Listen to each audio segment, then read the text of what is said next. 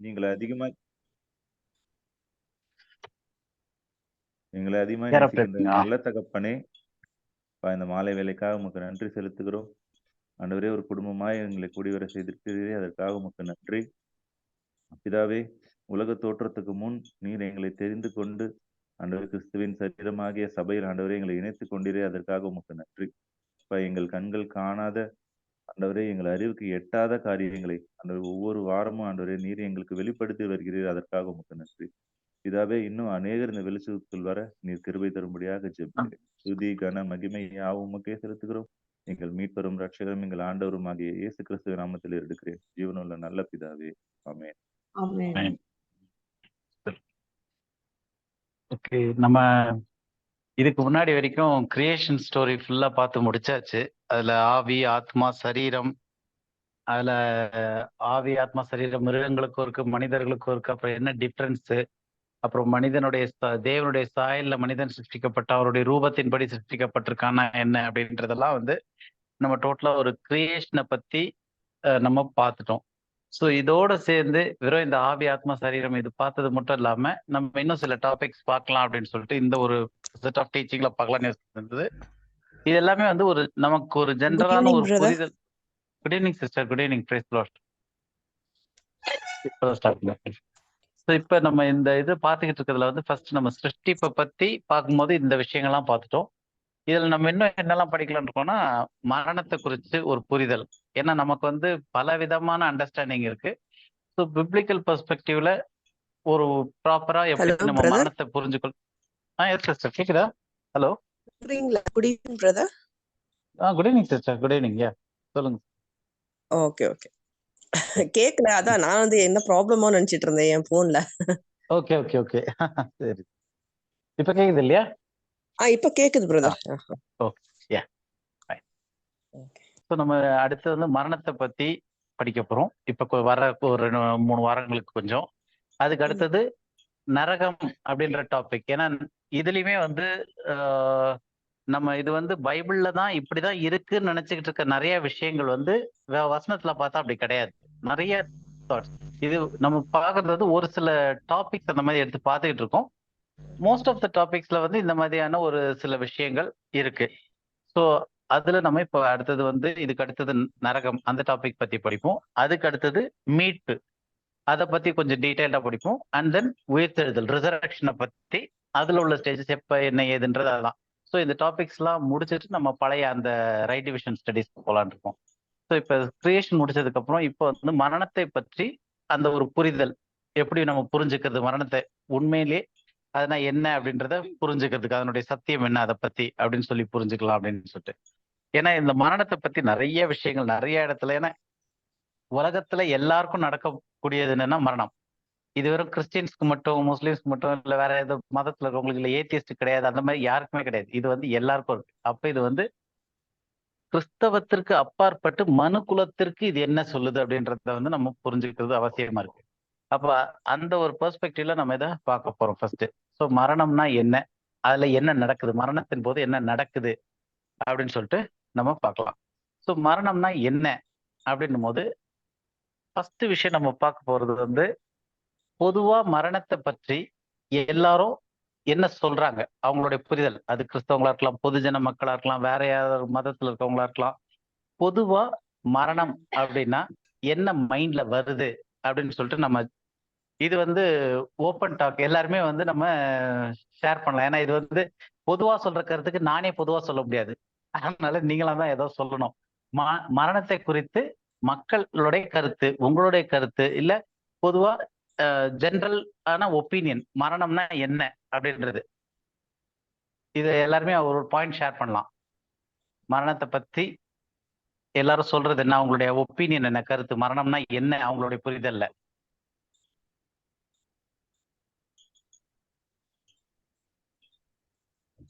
இது வந்து இப்போ உங்களுடைய டைம், நீங்க தான் சொல்லணும். ஒரு ஒரு பாயிண்டா எல்லாரும் ஆளுக்கு ஒரு பாயிண்ட் சொன்னீங்கன்னா கூட நமக்கு நிறைய விஷயம் கிடைக்கும்.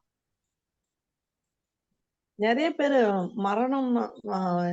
மரணம்னாக்கா அதோட அவங்கள ரொம்ப பரிதாபப்படுறாங்க. ஐயோ செத்து போயிட்டாங்களே அப்படின்னுட்டு ரொம்ப அனுதாபப்படுறாங்க. அந்த அந்த செத்தவங்க மேல அனுதாபப்படுறாங்க. ஆஹ் அதுவும் இல்லாம அவங்களுக்கு நிறைய பேருக்கு அந்த பிலீஃப் இருக்கு, செத்தவங்க வந்து ஆவியா வராங்க. அது வந்து நிறைய பேர்கிட்ட நான் கேள்விப்பட்டிருக்கேன்.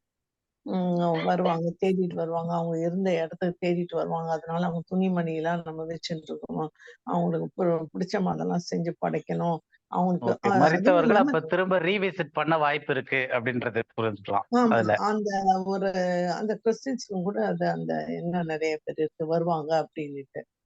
ஓகே. அதாவது ஆவியா வருவாங்க அப்படின்னு அவங்களுக்கு பிடிச்சதெல்லாம் செய்யணும் அப்படின்னு. அப்புறம் வந்து ஒரு சில பேருக்கு அந்த மரணத்தை பத்தி பயமும் இருக்கு. நிறைய பேருக்கு மரணத்தை கண்டு பயப்படுறாங்க. they okay. don't think. ஆமா, மரணத்தை கண்டு மரண பயம்ன்றது அது ஒண்ணு இருக்கு. ஓகே. இல்ல அதாவது இது அவங்க மரித்தவர்கள் எப்படி இருக்கிறாங்க அந்த ஸ்டேஜ்னு இப்ப நம்ம இன்னும் டீட்டெயிலா பார்க்கணும். மரணம்னா என்னன்னு அவங்க புரிஞ்சு வச்சிருக்காங்க. ஒருத்தர் இறந்துட்டாங்கன்னா என்ன ஆயிருக்கு அதுல அப்படின்னு சொல்லிட்டு ஜனங்களுடைய ஒப்பீனியன், அவங்களுடைய கருத்து அந்த மாதிரி.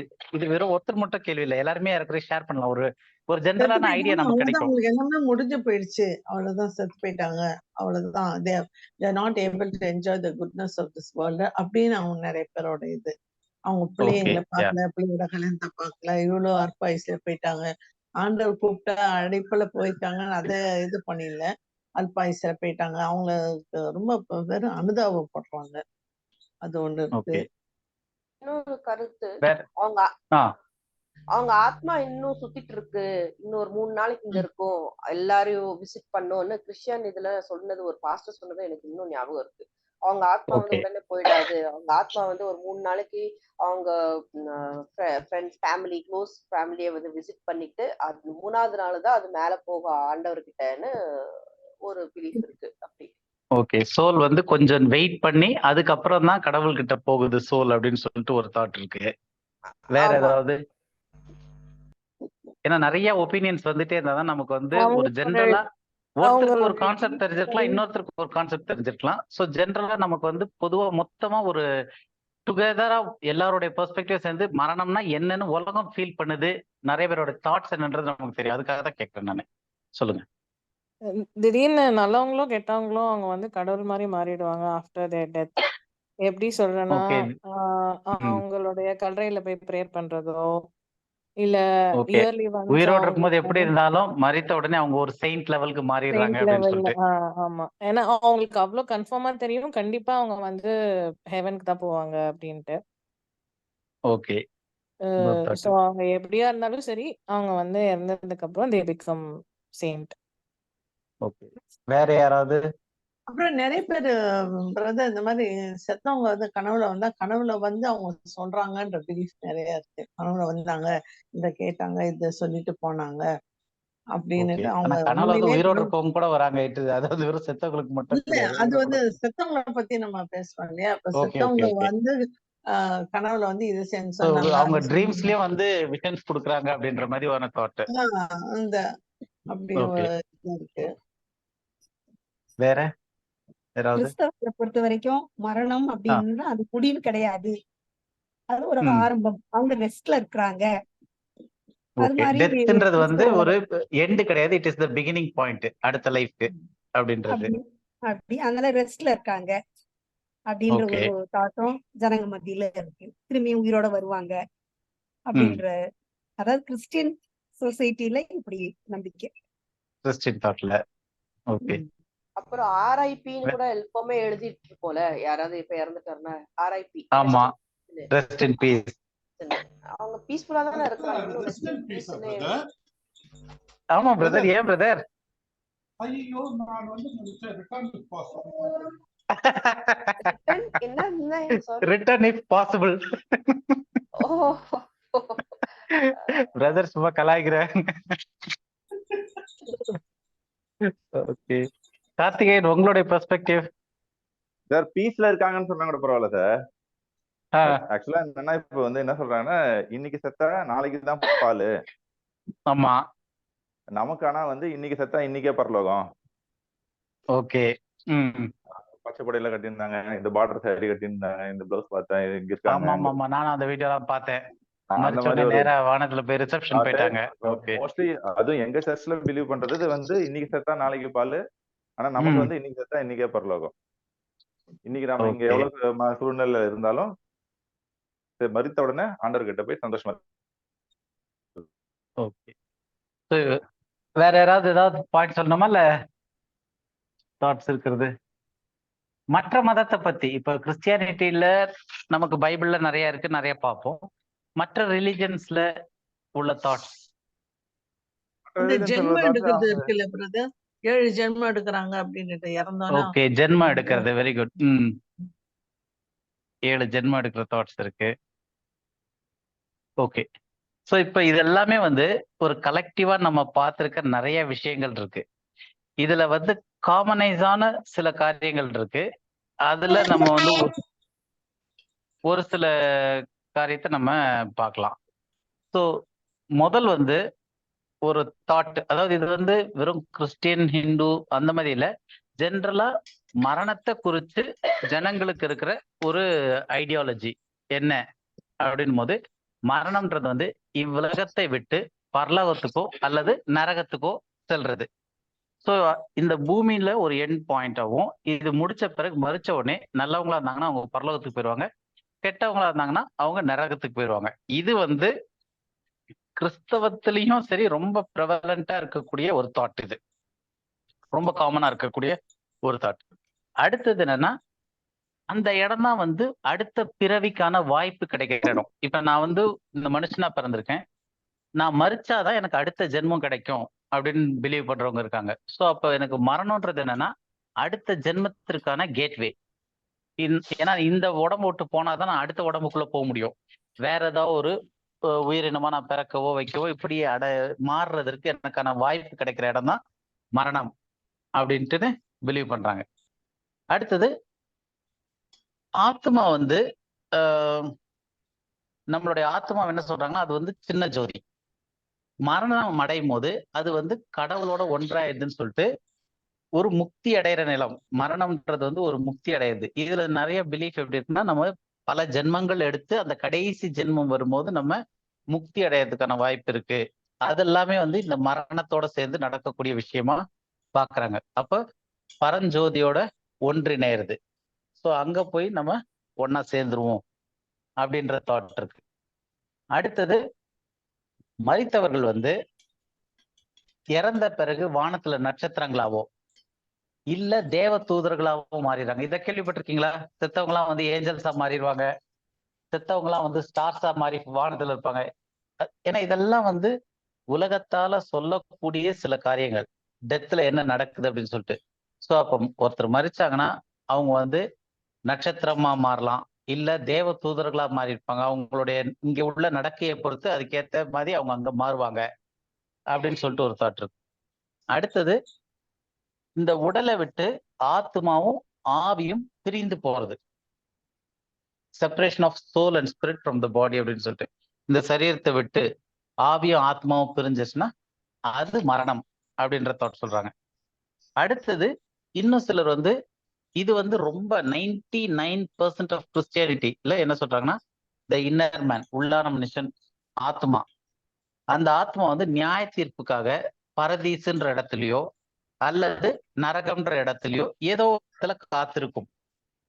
ஸோ இதான் வந்து பொதுவான கருத்துல இருக்கக்கூடியதுல வந்து ஒருத்தர் மறிச்சிட்டாங்க அப்படின்னா ஒரு சாரார் கிறிஸ்டியானிட்டில என்ன சொல்றாங்கன்னா, அன்னைக்கு உடனேவே அவங்க என்ன பண்றாங்க, ஒண்ணு பரலோகத்துக்கு போயிடுவாங்க நல்லவங்களா இருந்தா, இல்லாட்டி நரகத்துக்கு போயிடுவாங்க அப்படின்றது.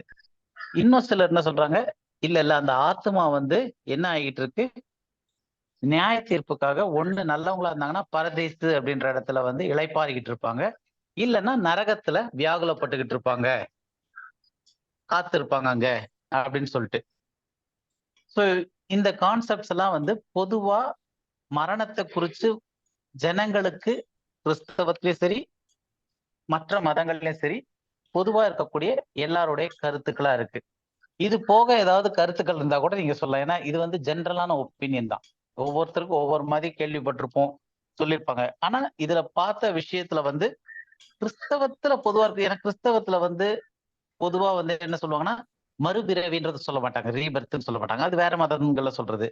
அதே மாதிரி இந்த சின்ன ஜோதி வந்து பரம் ஜோதியோட சேருது என்லைட்டன் ஆகி அப்படின்றதும் வந்து கிறிஸ்டியானிட்டியில அவ்வளவா சொல்றது கிடையாது. அதுவும் மற்ற இதுல சொல்றது. அதே மாதிரி ஸ்டார்ஸா மாறுறது, வானத்துல இருக்கிற ஸ்டார்ஸாவோ இல்லாட்டி ஏஞ்சல்ஸாவோ மாறுறாங்க அப்படின்றதும் வந்து ரொம்ப கிறிஸ்டியானிட்டியில சொல்றது இல்லை. ஆனா இந்த விஷயத்தை சொல்லுவாங்க, சரீரத்தை விட்டு ஆவியும் ஆத்மாவும் பிரிஞ்சு போறது மரணம் அப்படின்னு சொல்லிட்டு கிறிஸ்தவத்துல சொல்லுவாங்க. அதே மாதிரி உள்ளான மனிதனாகிய ஆத்மா, அந்த ஆத்மாக்கு தான் நியாய தீர்ப்பு இருக்கு. அதனால அந்த ஆத்மா வந்து பரதீசிலோ அல்லது நரகத்திலயோ ஒரு இடத்துல காத்திருக்கும். ஸோ இந்த தாட்ஸ் எல்லாமே வந்து கிறிஸ்டியானிட்டியில இருக்கக்கூடிய ஒரு ஐடியாலஜியில இருக்கிற தாட்ஸ் இதெல்லாமே. இது போகவும் பொதுவான கருத்துக்களும் நம்ம பார்த்தோம். இப்ப அடுத்த கேள்வி என்ன அப்படின்னா, மரணம் இல்ல டெத் அப்படின்றோம் இல்லையா, அதுக்கு ஆப்போசிட் என்னது, அதுக்கு எதிரானது என்னது, மரணத்திற்கு எதிரான வார்த்தை என்னது?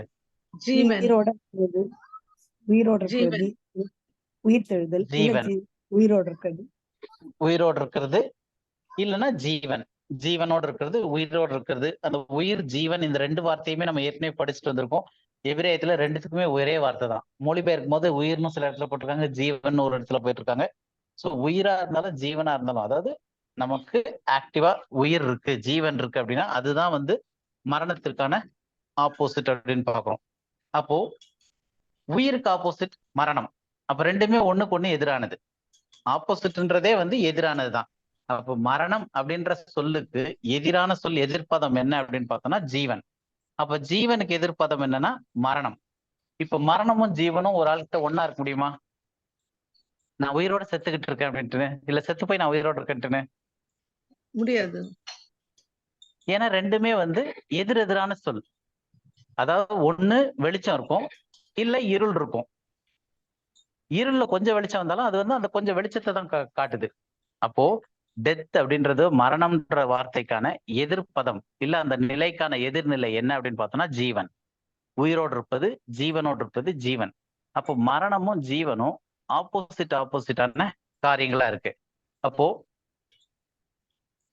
மரணம் என்பது வேற ஒரு நிலையில, ஏன்னா இப்ப பொதுவா நம்ம பார்த்த இவ்வளவு கான்செப்ட்லயும் என்ன ஒரு விஷயம் புரிய வருது அப்படின்னா, நம்ம இதுக்கு முன்னாடி இப்ப நிறைய நீங்க சொன்னது, இப்ப நம்ம இதுல பார்த்தது எல்லாமே வந்து இன்னொரு வாட்டி அதை பார்த்தோம்னா, இவ்வுலகத்தை விட்டு பரலோகத்துக்கோ அல்லது நரகத்துக்கோ செல்வது அப்படின் போது, பரலோகத்திலயோ இல்ல நரகத்திலயோ அவங்க அங்க பரலோகத்துல இருந்தாங்கன்னா தேவனோட துதிச்சுக்கிட்டு இருக்காங்க, தேவனுடைய சமூகத்துல இருக்காங்க. நரகத்துல இருந்தாங்கன்னா எரிஞ்சுக்கிட்டு இருக்காங்க. ஸோ அங்க எங்கேயோ ஒரு இடத்துல இருக்கிறாங்க அப்படின்னு வருது. இருக்கிறாங்க அப்படின்னாலே எக்ஸிஸ்டிங், அவங்க இருக்கிறாங்க. இறந்துட்டாங்கன்றவங்கள இருக்கிறாங்கன்னு சொல்ல மாட்டாங்க. அப்ப ஏதோ ஒரு இடத்துல இருக்கிறாங்க அப்படின்னா ஏதோ ஒரு இடத்துல அவங்க எக்ஸிஸ்ட் ஆகிட்டு இருக்காங்கன்னு அர்த்தம். அடுத்த பிறவியில வாய்ப்பு கிடைக்குதுன்னு போது அடுத்த பிறவியில அவங்க கண்டினியூ பண்றாங்கன்னு அர்த்தம். கடவுளோட ஒன்றிட்டாங்க அப்படின்னா கடவுளோட சேர்ந்து இருக்கிறாங்கன்னு அர்த்தம். அப்போ ஒவ்வொரு காரியத்திலையும் உள்ளான மனிதனாகிய ஆத்மா வந்து நியாயத்திற்காக பரதீசிலோ அல்ல நரகத்திலோ ஒரு இடத்துல காத்திருக்குது அப்படின்னும் போது, எங்கெல்லாம் அந்த இருக்குதுன்னு வருதோ, மரித்தவர்கள் ஒரு இடத்துல வந்து இருக்கிறாங்க, அவங்க காத்திருக்கிறாங்க அப்படின்னும் போது அவங்க எக்ஸிஸ்ட் ஆகிட்டு இருக்காங்கன்னு அர்த்தம், இருக்கிறாங்கன்றது. அப்போ ரெண்டுமே வந்து காமனா வராது. அப்ப மரணம் என்பது வேற ஒரு இடத்திலோ, அதாவது பரதீசிலோ இல்ல நரகத்திலோ ஏதோ ஒரு இடத்துலயோ, இல்ல வேற ஒரு நிலையிலோ அல்லது வேற வடிவத்துல, வேற ஒரு உருவமா, வேற ஒரு சரீரத்துல இல்ல வேற ஒரு இதுல, அந்த மாதிரி எந்த ஒரு விதத்திலையும் வாழ்ந்துகிட்டே இருக்கிறது இல்லாட்டி ஜீவனை கண்டினியூ பண்ணிக்கிட்டே தொடர்ச்சியா இருக்கிறது அந்த ஒரு விதம் கிடையாது. அப்ப மரணம்ன்றது வந்து ஜீவனை முடிக்கிறதுக்கான என் பாயிண்ட். ஏன்னா மரணமும் ஜீவனும் ஒன்னா இருக்காது. மரணத்திற்கான எதிர்ப்பதம் தான் ஜீவன், ஜீவனுக்கான எதிரானது மரணம். இது வரைக்கும் புரியுது இல்லையா? கரெக்டா? புரியுது பிரதர். அப்போ ஒருத்தர் மரிக்கிறாங்க அப்படின்னா அப்ப மரணம்ன்றது வந்து எதுக்கான எண்ட் பாயிண்ட் அப்படின்னா ஜீவனுக்கான எண்ட் பாயிண்ட். அதுக்கப்புறம் அவங்க ஜீவிக்க முடியாது, அவங்க இருக்க முடியாது, அவங்க எக்ஸிஸ்ட் ஆக முடியாது. அப்ப மரணம் அப்படின்னும் போதே அது என்ன குறிக்குது அப்படின்னா, அதுக்கப்புறம் அவர்கள் எந்த நிலையிலும் எந்த இடத்திலும் எந்த வடிவத்திலும் அவர்களுடைய ஜீவனை கண்டினியூ பண்ண முடியாது, அவர்கள் இருக்க முடியாது, தொடர்ச்சியா அதுல அவங்க இருக்க முடியாது. அப்ப மரணம்ன்றது வந்து எண்ட் பாயிண்ட்.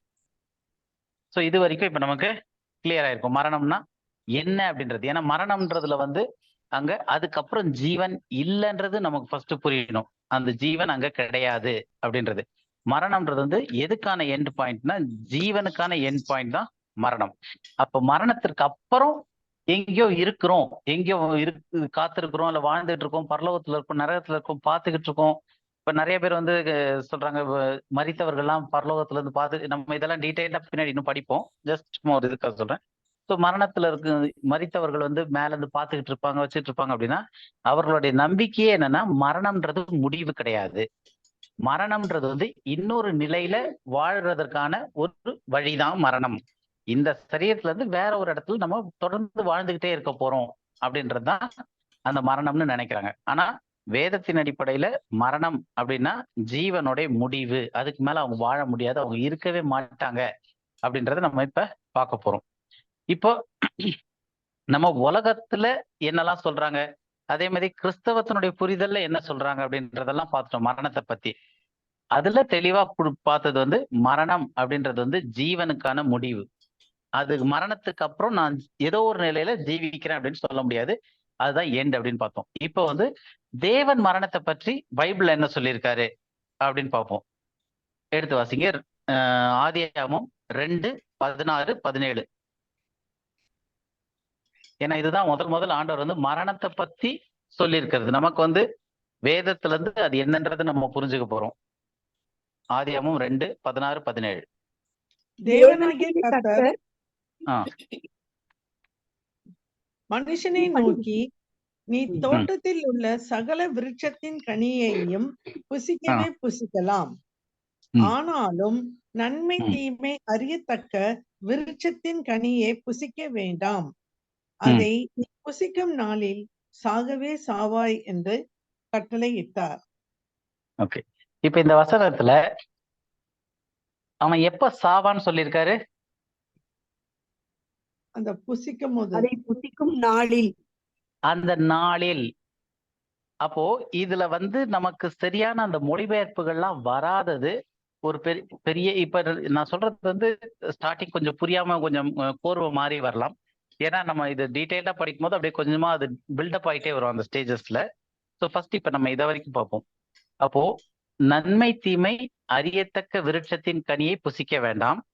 அப்புறம் சொல்றாரு அதை நீ புசிக்கும் நாளில். அப்ப அந்த டைம் ஃப்ரேம், அதை நீ என்னைக்கு சாப்பிடுறியோ அன்னைக்கு சாகவே சாவாய் என்று கட்டளையிட்டார்.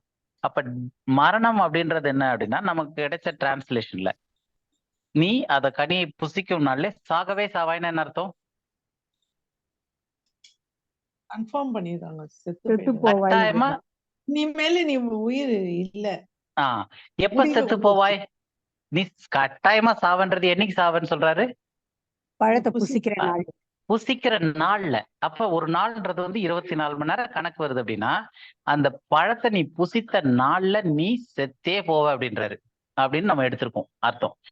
இங்கிலீஷ்ல கேஜேவில பார்த்தா ஷல் ஷியோர்லி டை அப்படின்னு இருக்கும். நீ நிச்சயமாகவே சாவ, என்னைக்கு அந்த கனியை புசித்த நாள்ல நீ சாகவே சாவ அப்படின்னு முடிஞ்சிருச்சு. இப்ப அதனால ஏகப்பட்ட இது நம்ம பின்னாடி வந்து படிச்சுக்கிட்டே வருவோம். இப்ப இதுல வந்து ஒரு சின்ன பிரச்சனை இருக்கு. இந்த மொழிபெயர்ப்புல நமக்கு வந்திருக்கிறதுல ஒரு சின்ன பிரச்சனை இருக்கு. எப்படி பிரச்சனை இருக்கு அப்படின்னா நிறைய லிட்ரல் வெர்ஷன்ஸ் இருக்கு. லிட்ரல் வெர்ஷன்ஸ்னா எழுத்துப்படி கரெக்டா அதை மொழிபெயர்க்கிறது. இந்த நம்ம தமிழ் பைபிளா இருக்கட்டும் இல்ல கேஜேவியா இருக்கட்டும் இதெல்லாம் லிட்ரல் வெர்ஷன்ஸ் கிடையாது. இது வந்து புரிதலுக்கான ஒரு வெர்ஷன். புரிதலுக்கான ஒரு வெர்ஷன் போது இந்த மாதிரி நிறைய பைபிள் வெர்ஷன்ஸ் இருக்கு, மெசேஜ் பைபிள் அந்த மாதிரி நிறைய. இதுல எல்லாம் என்ன பண்றாங்க அப்படின்னா இந்த வெர்ஷன்ஸ்ல எல்லாம் டிரான்ஸ்லேட் பண்றவங்களுக்கு ஒரு புரிதல் இருக்கும் இல்லையா? டிரான்ஸ்லேட் பண்றவங்களுக்கு இருக்கிற புரிதலை வச்சு அவங்களுக்கு இது புரிஞ்ச உடனே ஓகே இதுதான் இதனுடைய அர்த்தம் அவங்க கன்ஃபார்ம் பண்ணி அதுக்கு என்ன அந்த மொழிபெயர்க்கப்படுற மொழியில என்ன வார்த்தைகள் இருக்கோ அதை வச்சு மொழிபெயர்ப்புறாங்க. ஸோ இது வந்து கடைசியா பார்த்தோம்னா இப்ப நம்ம படிக்கும் போது இந்த மொழிபெயர்ப்பாளருக்கு என்ன புரிஞ்சுதோ அந்த அடிப்படையில அந்த வெளிச்சத்துல நமக்கு மொழிபெயர்ப்பு கிடைக்குது. உங்களுக்கு அந்த இது புரியுதா? உங்களுக்கு டிரான்ஸ்லேஷனுடைய சிக்கல் எப்படி வருதுன்ட்டுன்னு. இப்ப லிட்ரல் டிரான்ஸ்லேஷன்ன்றது என்னன்னா மொழிபெயர்ப்பாளருக்கு அது புரியுதோ இல்ல வார்த்தை கோர்வை கிடைக்குதோ, மேபி 1 or 2 சென்டென்ஸ்ல கொஞ்சம் ஆட் பண்ணிருப்பாங்க. இப்ப சில இந்த கிங் ஜேம்ஸ் பைபிள்லயே வந்து சில இது இட்டலைஸ் பண்ணி போட்டிருப்பாங்க, அது வந்து புரிதலுக்காக நாங்க சேர்த்திருக்கோன்ற மாதிரி போட்டிருப்பாங்க. பட் அது இல்லாம இப்ப அதுல இருந்து தமிழ் பைபிள்லாம் வரும்போது தமிழ் பைபிள் அந்த இட்டலைஸ் கூட கிடையாது. அவங்க என்ன இருந்துச்சோ அதை அப்படியே மொழிபெயர்த்து கொடுத்துருக்காங்க. அப்போ மொழிபெயர்ப்பாளருக்கு ஒரு கண்ணோட்டத்துல அவர் பாக்குறாரு. நம்ம இதை ஏற்கனவே வந்து ஆதாமுடைய விலா எலும்பை எடுத்து அப்படின்றதுல நம்ம இதை பத்தி கொஞ்சம் படிச்சோம். ஸோ அது வந்து விலா எலும்புன்ற வார்த்தையை அங்க போடல, அங்க போட்டிருக்கிறது ஒரு வளைவு அப்படின்ட்டு, பக்கவாட்டுல இருக்க வளைவு. அந்த இது வந்து எப்படி யூஸ் பண்ணிருக்காங்கன்னா நம்ம ஏற்கனவே பார்த்தோம். அப்ப இன்னைக்கு வந்து எல்லா வெர்ஷன்ஸ்லயும் விலா எலும்புன்னு வந்ததுக்கான காரணம் என்ன அப்படின்னா, அந்த மொழிபெயர்ப்பாளர்கள் அந்த இடத்துல அவங்க போட்டு இந்த வளைவுன்றத வந்து இவங்க விலான்னு புரிஞ்சுக்கிட்டதன் விளைவாக இன்னைக்கு இருக்கிற மொழிபெயர்ப்புகள்ல ரிப்பன் இருக்கு. ஆனா அதோட மூல பாஷையில விலாக்கான வார்த்தை தனி, இதுக்கான வார்த்தை தனியா இருக்கு அப்படின்னு பார்த்தோம். அப்ப அந்த விலான்ற இடத்துல வந்து பக்கவாட்டு வளைவுன்னு மொழிபெயர்த்து இருந்தாங்கன்னா இன்னைக்கு அது கரெக்டான மொழிபெயர்ப்பா இருந்திருக்கும். ஆனா விலான்னு மொழிபெயர்த்தனால இன்னைக்கு ஆதாமுக்கு ஒரு விலா எலும்பு எடுத்துட்டாங்க, அந்த இடத்துல சதை வச்சிட்டாங்க. இப்ப ஆதாமுக்கு வந்து ஒரு விலா எலும்பு கம்மியா இருக்கணும். இன்னொரு ஒரு வீடியோ பார்த்தேன், அந்த வீடியோல வந்து ஒருத்தர் சொல்றாங்க ஆண்டவர் ஏன் விலா எலும்பை எடுத்தார் அப்படின்னா, உடம்புலயே விலா எலும்பு மட்டும் தான் நம்ம உடைச்சிட்டாலோ இல்லை எடுத்துட்டாலோ திரும்ப வளர்ந்துரும், அதனால ஆதாமுக்கு திரும்ப அந்த ஒரு விலா எலும்பு வளர்ந்துருச்சுன்னு சொல்லிட்டு ஒரு யூடியூப் வீடியோவே போட்டிருக்காங்க. ஆனா சயின்டிபிக்கலா ஒரு விலா எலும்பு எடுத்தாலும் வளராது, உடைஞ்சாலும் வளராது, எந்த எலும்பும் வளராது தனியா. அப்போ இதனுடைய அந்த அந்த வீடியோல அவங்க சொன்னதுக்கான காரணம் என்னன்னா, அவங்க விலா எலும்புன்னு நினைச்சாங்க, அதை எடுத்த உடனே ஆண்டவர் எடுத்த உடனே திரும்ப வளர்ந்துரும்ட்டு அதுக்கு ஒரு கதை சொல்லி அவங்க சொல்லிட்டு இருக்காங்க. அப்ப ரியாலிட்டி விட்டு இப்ப எதுக்காக இதை சொல்ல வரோம்னா, ஒவ்வொரு டிரான்ஸ்லேஷன்லயும் அந்த எழுதப்பட்ட வார்த்தைகளை வந்து நம்ம படிக்கும் போது அதனுடைய மூல பாஷையில எழுதப்பட்ட விதத்துல என்ன இருக்குன்றத அது நமக்கு ரொம்ப கஷ்டமும் கிடையாது இப்ப. ஏன்னா நிறைய லிட்ரல் வெர்ஷன்ஸ்னே வந்துருச்சு. இப்ப ஸ்கிரீன்ல பாத்தீங்கன்னா நான் அதுக்கு கீழே ஒரு 2-3 வெர்ஷன்ஸ் போட்டிருக்கேன். இதெல்லாமே வந்து லிட்ரல் வெர்ஷன். எதுலலாம் எல்லுன்னு வருதோ, இப்ப மேல நான் போட்டிருக்கிறது வந்து சிஎல்வின்னு ஒன்று போட்டிருக்கேன். அது வந்து கன்கார்ட் லிட்ரல் வெர்ஷன் ஒரு மொழிபெயர்ப்புல இருந்து எடுத்துக்கிறது. அடுத்தது ஒய்எல்டின்னு போட்டிருக்கு, அது வந்து யங் லிட்ரல் டிரான்ஸ்லேஷன். அவரு டிரான்ஸ்லேட் பண்ணது அப்படியே லிட்ரலா அந்த எழுத்தின்படி டிரான்ஸ்லேட் பண்ணிருக்கிறதுன்னு போட்டிருக்கு. அடுத்தது வந்து எல்எஸ்வின்னு ஒன்று போட்டிருக்கு, அது லிட்ரல் ஸ்டாண்டர்ட் வெர்ஷன் அப்படின்னு சொல்லிட்டு. ஸோ இப்போ இந்த மாதிரி இது ஒரு நான் சாம்பிளுக்கு ஒரு 3 போட்டிருக்கேன், ஒரு தெரியணுன்றதுக்காக. இந்த மாதிரி நிறைய லிட்ரல் வெர்ஷன்ஸ் இருக்கு. இதுல என்னன்னா அந்த வார்த்தைக்கு என்ன அர்த்தங்களோ அதை அப்படியே எடுத்து போடுற மாதிரி போட்டுக்கிட்டே வருவாங்க அந்த இதுல லிட்ரலா. அப்ப அந்த மொழிபெயர்ப்புகள்ல படிக்கும் போது கடைசியா இங்கிலீஷ்ல வந்து கேஜேவில வந்து ஷியோர்லி டைன்னு இருக்கு, தமிழ்ல வந்து நீ சாகவே சாவாயின்னு கன்ஃபார்ம் சொன்ன மாதிரி இருக்கு இல்லையா, அந்த பர்டிகுலர் வார்த்தைக்கு வந்து ஹைலைட் பண்ணிப்போம். அதுல பாத்தீங்கன்னா to die you shall be dying அப்படின்னு கன்கார்ட் லிட்ரல் வெர்ஷன் சொல்லுது. இன்னொன்னு வந்து டையிங் thou doest டை அப்படின்னு. இன்னொன்னு வந்து டையிங் யூ டை. அப்போ இது மூணுத்துலயுமே வந்து ஷியோர்லி டைன்ற வார்த்தை வரல. இங்கிலீஷ்ல கிங் ஜேம்ஸ்ல வந்து ஷியோர்லி டைன்னு போட்டிருக்கிறதுல நிச்சயமா நீ சாவ அப்படின்றத வந்து தமிழ்ல சாகவே சாவாயின்னு போட்டிருக்காங்க அந்த வலியுறுத்தலுக்கு. இங்க வந்திருக்க லிட்ரல் வெர்ஷன்ஸ்ல எல்லாம் அந்த வார்த்தைகள் பயன்படுத்தப்படல. அதுக்கு பதிலா டு டை மரிக்கிறதுக்கு நீ மரிப்பாய், dying thou doest, dying you die அப்படின்னு இருக்கு. அப்ப அந்த மொழிபெயர்ப்பின் அடிப்படையில நம்ம வந்து தமிழை இப்ப டிரான்ஸ்லேட் பண்ணி பார்த்தோம் அப்படின்னா அது என்ன அர்த்தத்துல கொடுக்கும் அப்படின்னா, அதை நீ புசிக்கும் நாளிலே சாகவே சாவாய்ன்னு சொன்னார் இல்லையா, அந்த ஆக்சுவலா எப்படி வந்திருக்கணும்னா சாவிலே நீ சாவாய், மரணத்திலே நீ மரிப்பாய் என்று கட்டளையிட்டார். அந்த டிஃபரன்ஸ் புரியுதா உங்களுக்கு? சாகவே சாவ அப்படின்னா நீ நிச்சயமா சாவ அப்படின்ற மட்டும்தான் அர்த்தம் கொடுக்கும். அதுவும் என்னைக்கு அதை புசிக்கும் நாளிலே நீ நிச்சயமா சாவ அப்படின்றது தான் அதனுடைய நம்மளுடைய தமிழ் மொழிபெயர்ப்பு கிங் ஜேம்ஸ்ல இருந்து நமக்கு கிடைக்கிற அர்த்தம். ஆனா அதனுடைய லிட்ரல் வெர்ஷன்ஸ்ல இருந்து நம்ம அந்த அர்த்தத்தை எடுத்தோம்னா அதை புசிக்கும் நாளிலே சாவிலே நீ சாவாய், சாகவே சாவாய்க்கும் சாவிலே நீ சாவாய், மரணத்திலே நீ மரிப்பாய்ன்றதுக்கும் வித்தியாசம் இருக்கு. அப்போ மரணத்திலே நீ மரிப்பாய்னா ஒரு மரணத்திற்குள்ளாய் போய் நீ மரிப்ப, நீ சாவுல போய் நீ சாவ அப்படின்றாரு. அப்ப 2 வார்த்தையில ஒண்ணு வந்து ப்ராசஸாவும் இன்னொன்னு எண்ட் பாயிண்டாவும் சொல்றாரு. இதை பத்தி நம்ம டீட்டெயிலா படிப்போம். ஸோ இப்ப நமக்கு புரியுறது என்ன அப்படின்னா, சாகவே சாவாய்னா அது ஒரே வார்த்தை, கன்ஃபார்மா நீ செத்துருவ, என்னைக்கு அதை புசிக்கும் நாளிலே நீ அந்த டேட்ல நிச்சயமா செத்துருவ அப்படின்னு சொல்லிட்டு இந்த அர்த்தம் எடுத்துக்கொள்ளப்பட்டுச்சு. ஆனா உண்மையிலே என்னன்னா அதை நீ புசிக்கிற நாள்ல சாவுக்குள்ள நீ சாவை, சாவிலே நீ சாவாய், மரணத்திலே நீ மரிப்பாய் அப்படின்றாரு. அப்போ இதை இன்னும் எப்படி புரிஞ்சுக்க முடியும் இந்த டிரான்ஸ்லேஷன் பண்ணிருக்கிறது அப்படின்னு பார்த்தோம்னா, கரெக்டா சொல்லணும்னா அதை நீ புசிக்கும் நாளிலே மரணத்திற்குள்ளாவாய், அதனுடைய விளைவு மரிப்பாய், நீ மரணத்திற்குள்ளாய் மரிப்பாய், மரணத்திலே மரிப்பாய். அதே மாதிரி நீ அழிவுக்குள்ளாவாய் என்று கட்டளையிட்டார். இது உங்களுக்கு புரியுதா இந்த இது? ஏன்னா இது வந்து ஒரு பெரிய சேஞ்ச் கொடுக்கும் இந்த புரிதல் வந்துச்சுன்னா. ஏன்னா நீ சாகவே சாவாய். இது ஏன்னா நமக்கு பின்னாடி இருக்க தவறான டீச்சிங்களுக்கு இதுதான் அடிப்படை வேறா இருக்கு. இந்த ஒரு இது நம்ம அந்த நாள்ல ஆதாம் அந்த கனியை புசிக்கும் நாள்ல அவன் சாகவே சாவாய்ன்னு சொன்னாரு. அன்னைக்கு அவன் செத்துட்டான் அப்படின்றதும், அந்த கனியை புசிக்கும் நாளிலே நீ சாவிலே சாவாய், மரணத்திலே நீ மரிப்பாய் அப்படின்னும் போது அதனுடைய அர்த்தம் என்னவா வருதுன்னா, நீ மரணத்திற்குள்ளாவாய், நீ அழிவுக்குள்ளாவாய். ஏன்னா தேவன் ஆதாமை சிருஷ்டிக்கும் போது தன்னுடைய லைக்னஸ், தன்னுடைய தன்மையில சிருஷ்டித்தார்னு பார்த்தோம். அவருடைய சாயல சிருஷ்டித்தார்னு. அவருடைய சாயல்னும் போது அவர் வந்து இம்மாற்றல் அப்படின்னு பார்த்தோம். அழிவில்லாத தேவனா இருந்தாரு. அந்த வடிவத்துல அந்த ஒரு தன்மையோடு கூட ஆதாமை சிருஷ்டித்தாரு. சிருஷ்டித்துட்டு இந்த கனியை நீ புசிக்க வேண்டாம், அதை புசிக்கும் நாளிலே நீ மரணத்திற்குள்ளாய் மரிப்பாய், சாவுக்குள்ளாய் சாவாய் அப்படின்னா நீ அழிவுக்குள்ளாய் போவ. அப்ப அந்த அழிவு மரணம் அப்படின்றது வந்து, ஏன்னா இது வந்து மரிக்கிற அந்த ஒரு ஈவெண்ட்டை சொல்லல, மரிக்கும் தன்மையை பத்தி பேசுது. புரியுதா உங்களுக்கு? அந்த மரணம்ன்ற நிகழ்வை பேசல, மரணத்திற்குரிய தன்மையை பத்தி பேசுது. அது வரைக்கும் ஆதாம் வந்து மரணத்திற்குள்ளா அவர தன்மையிலேயே கிடையாது. அவன் மரிக்கும்ன்ற அந்த அந்த ப்ராசஸே கிடையாது, டிகே ப்ராசஸே கிடையாது. அவனுக்கு நெத்தி வேர்வை வரவே வேண்டிய அவசியமே கிடையாது. அவனுக்கு உள்ள எக்ஸாஸ்ட் ஆக வேண்டிய அவசியமே கிடையாது. ஏன்னா அவன் வந்து தேவனுடைய சாயல்ல சிருஷ்டிக்கப்பட்டான். அது இம்மாற்றலானது, அழிவில்லாத சாயல். அவனுக்குள்ள ஜீவன் தான் இருந்துச்சு. அவனுக்குள்ள மரணம் வரவே இல்லை. அவனுக்குள்ள ஜீவன் மட்டும்தான் இருந்துச்சு. ஏன்னா ஜீவனும் மரணம் எதிரெதிரானது. அவனுக்குள்ள ஜீவன் இருந்துச்சு. இந்த கனியை புசிக்கும் நாள்ல அவன் தேவ சாயலை இழந்தான், தேவ சாயலற்றான். தேவ சாயல் நம்ம ஏற்கனவே நிறைய பார்த்துட்டோம். தேவ ரூபம், தேவ சாயல்ன்றது வந்து அவருடைய மகிமை வெளிச்சத்தை வந்து வஸ்திரமா போட்டிருந்தாங்க. அதனால்தான் அது போன பிறகு அவர்கள் நிர்வாணிகள் என்று கண்டார்கள். அப்போ அதே மாதிரி அந்த சமயம் வரைக்கும் அவர்கள் வந்து இம்மாற்றல், அழிவில்லாமையில இருந்தாங்க. அழியும் தன்மையிலே இல்லை அவங்க. ஏன்னா தேவனுடைய சாயல்லே அவங்கள படைச்சாரு, அழியாமையில படைச்சாரு. ஆனா வார்னிங் கொடுத்தாரு, இந்த கனியை புசிக்கும் நாளிலே நீ அழிவுக்குள்ளாய், உன்னுடைய தன்மை மாறிடும், மரணத்திற்குள்ளாய் போக ஆரம்பிச்சிருவ, நீ அழிவுக்குள்ளாய் போக ஆரம்பிச்சிருவ. அப்போ அந்த கனியை புசித்த நாள்ல நீ செத்துருவன்றது கிடையாது. அன்னைக்கு 24 hours நீ செத்துருவன்றது கிடையாது. அந்த புசித்த நாள்ல உன்னுடைய தன்மை மாறிடுது. அழியாமையில இருந்த தன்மை அழியும் தன்மைக்கு மாறிடுது. அப்ப அந்த அழியும் தன்மைக்கு மாறும்போது அது ஒரு ப்ராசஸா வருது. நம்ம அதை கண்டினியூஸா படிப்போம், நம்ம எப்படி அந்த ப்ராசஸ் வருது அப்படின்னு சொல்லிட்டு. இப்ப இது வரைக்கும் புரியுதா? இல்ல இதுல ஏதாவது கேள்விகள் இருக்கா?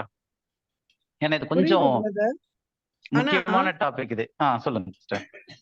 ஆனா ஏன் சாகவே சாவாய், மரணத்துக்குள்ளாய் போவாய் அப்படின்னு அந்த ஒரு மாதிரி அது செத்துருவேன்னு சொல்லலாம்ல, அதுக்கு ஏன் சாகவே சாவாய் அந்த மாதிரிலாம் வருது? அதான் சொல்றேன், செத்துருவேன்னு சொன்னா இல்ல செத்துருவன் நம்ம புரிதலே வந்து இது இப்ப இந்த வாரம் வருமானு தெரியல, அடுத்த வாரம் நம்ம பார்க்கும்போது மரணம்ன்றது வந்து எப்படிப்பட்டதா இருக்கும் அப்படின்னு சொல்லிட்டு, இப்ப நீ செத்துருவ அப்படின்னு சொன்னா அது ஒரு, இப்ப வீட்டுல ஒருத்தர் இருக்காங்க, அவங்க செத்துட்டாங்க அப்படின்னு எப்ப சொல்லுவோம்? இதெல்லாம் பல்ஸ் எல்லாம் நின்னுச்சுன்னா நம்ம நின்னுச்சு, அவங்க அதுக்கப்புறம் ஒண்ணுமே இல்ல, உயிர் பிரிஞ்சிருச்சு அப்படின்னும் போது அவங்க செத்துட்டாங்க அப்படின்வாங்க. ஆனா அந்த ஸ்தாவர ப்ராசஸ் எப்ப ஆரம்பிச்சது? அது வந்து சாகர ப்ராசஸ் நம்ம எப்ப பிறக்கிறோமோ அதுல இருந்து நமக்கு டைம் ப்ராசஸ் தான். அப்படியே 1 year யங்னு சொல்ல மாட்டாங்க, 1 year old, 2 years old, 3 years old. அப்ப என்ன அர்த்தம்னா நம்மளோட எண்ட் டேட்டை நோக்கி நம்ம நகர்ந்துகிட்டே இருக்கும், வயசாகி போய்கிட்டே இருக்கு. அப்போ நம்மளுடைய வளர்ச்சி குரோத்தே எதை நோக்கி போகுது, நம்மளுடைய ஜீவன் எதை நோக்கி போகுதுன்னா அல்டிமேட்டா மரணத்தை நோக்கி தான் போய்கிட்டு இருக்கு. ஏன்னா தாய் வந்து எஸ் பிரதர். Yes brother. இப்போ வந்து சாவு வந்து ஒரு பர்சனுக்கு எப்போ நிகழ்து, எப்போ ஆரம்பிக்குது? பிரதர் உங்க வாய்ஸ் ரொம்ப டீப்பா கேக்குது பிரதர். ஒண்ணுமே.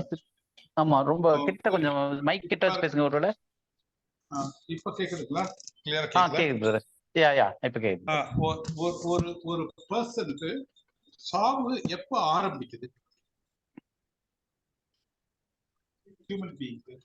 அதுதான் பிரதர் சொன்னாரு, நம்ம வந்து அதான் நம்ம வந்து பிறக்கும் போதே we are heading towards death தானே. பிறக்கும் போது அப்படின்னாக்கா கரு அப்புறம் தான் உருவாகும் நம்ம போது sir as we are growing க்ரோயிங்ல இருந்தா கன்செப்ஷன்ல இருந்தா அந்த கரு conception உருவாகுறதுல ல இருந்து இருந்து சார் கூட சொல்லணும். சோ உயிர் ஆரம்பிக்கும் போது அதே கணத்துல மரணமும் ஆரம்பிக்கும். சரிங்களா? இது எப்படி நீங்க சொல்றீங்க? இதுக்கு என்ன ப்ரூஃப் இருக்கு? எப்போ உயிர் ஆரம்பிக்கிறதோ அதே கணத்துல மரணமும் ஆரம்பிக்கும். அதத்தான் வந்து சாவே சாவாய். இதுக்கு என்ன ப்ரூஃப் இருக்கு? மிஸ்கேரேஜ் கேள்விப்பட்ட ஆமா, miscarriage. What is the meaning of miscarriage? Somebody is conceived, but that conception has not proceeded and it died. குறப்பிரசவம் அப்படின்னு ஒரு மாசத்துக்கு குழந்தை பிரதர் உங்க வாய்ஸ் ரொம்ப டவுன் ஆயிடுச்சு பிரதர் மறுபடியும். ஓகே, ஒரு நிமிஷம் நான் இதை எடுத்துட்டு நான் பேசுறேன். இப்ப கொஞ்சம் கிளியரா இருக்கு. ஹலோ. பிரதர் இப்ப கிளியரா இருக்கு. ஓகே, 3 மாசத்துல ஒரு குழந்தை மறிக்குது இல்லையா? இன்னும் பிறக்கவே இல்லை. அது 1 மாசத்துல குழந்தை வந்து மறிக்குது, 2 வாரத்துல மறிக்குது. ஈவன் கன்சீவ் ஆகி அந்த நேரத்துல we don't know, கன்சீவ் ஆகி உடனே கூட when that fetus got அந்த கன்செப்ஷன் ஆன உடனே கூட வந்து there could be a death. So the death and life starts at the same time. அதனால தான் அது வந்து in death you will die. நீ மரணத்துல மரிப்பாய், நீ நீ மாரடைப்பு வந்து மரிப்பாய், ஆக்சிடென்ட்ல மரிப்பாய், நீ வந்து வியாதிப்பட்டு மரிப்பாய் என்று மரணத்தை பத்தி பலவிதமான வார்த்தைகள் சொல்றோம் இல்லையா? அது மாதிரி மரணத்திலே நீ மரிப்பாய் அப்படிங்கிற. யூ வில் டை அப்படின்னு அதுக்கு பதிலா நீ அதை சாப்பிட்ற நாள்ல நீ மரிப்பாய் அப்படின்னு சொன்னாக்கா அவன் சாப்பிட்ட உடனே அவன் மரித்து போயிட்டான், கதை முடிஞ்சிச்சு.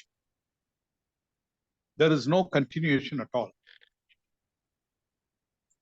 So God has a certain purpose. தேவன் வந்து சில திட்டங்களை வைத்திருக்கிறார் இல்லைங்களா? இன்னும் டீப்பா நம்ம பாசிக்கும் பொழுது நமக்கு தெரியும் ஏன் அந்த இடத்துல வந்து அந்த விளக்கப்பட்ட கனியை வந்து வச்சதுனாலதான் வந்து சாப்பிடறதுக்கான சான்ஸ் வந்தது.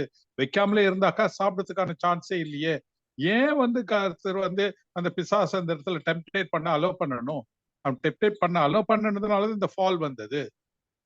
ஸோ இந்த கேள்விகள் எல்லாத்துக்கும் கேட்டாக்கா இதெல்லாம் விதண்டாவாதம் அப்படின்ட்டுலாம் சொல்லுவாங்க. ஆனா எல்லாத்துக்கும் எல்லா கேள்விகளுக்கும் வேதத்துல பதில் இருக்கு. வேதத்துல கண்ணுக்கு தெரிஞ்சு வேதத்துல இருக்கு.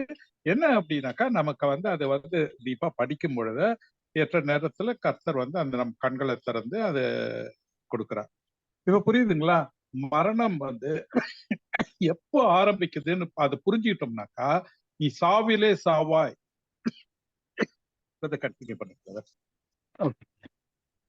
இப்ப இந்த இதுல நீங்க கேட்டீங்க இல்லையா, ஏன் அங்க வந்து நீ மரிப்ப அப்படின்ட்டு நீ சாவ அப்படின்னு சொல்லி போடல அப்படின்னா, நீ சாவ அப்படின்னா நம்ம வந்து என்ன நினைப்போம்னா அந்த டைம் இப்ப இவ்வளவு போட்ட பிறகு நம்மளுடைய மொழிபெயர்ப்பின் பிழைனால எல்லாரும் என்ன நினைக்கிறாங்கன்னா ஆதாம் வந்து அந்த கனியை புசித்த உடனே செத்துட்டான் அப்படின்றது ஒரு தாட் வருது.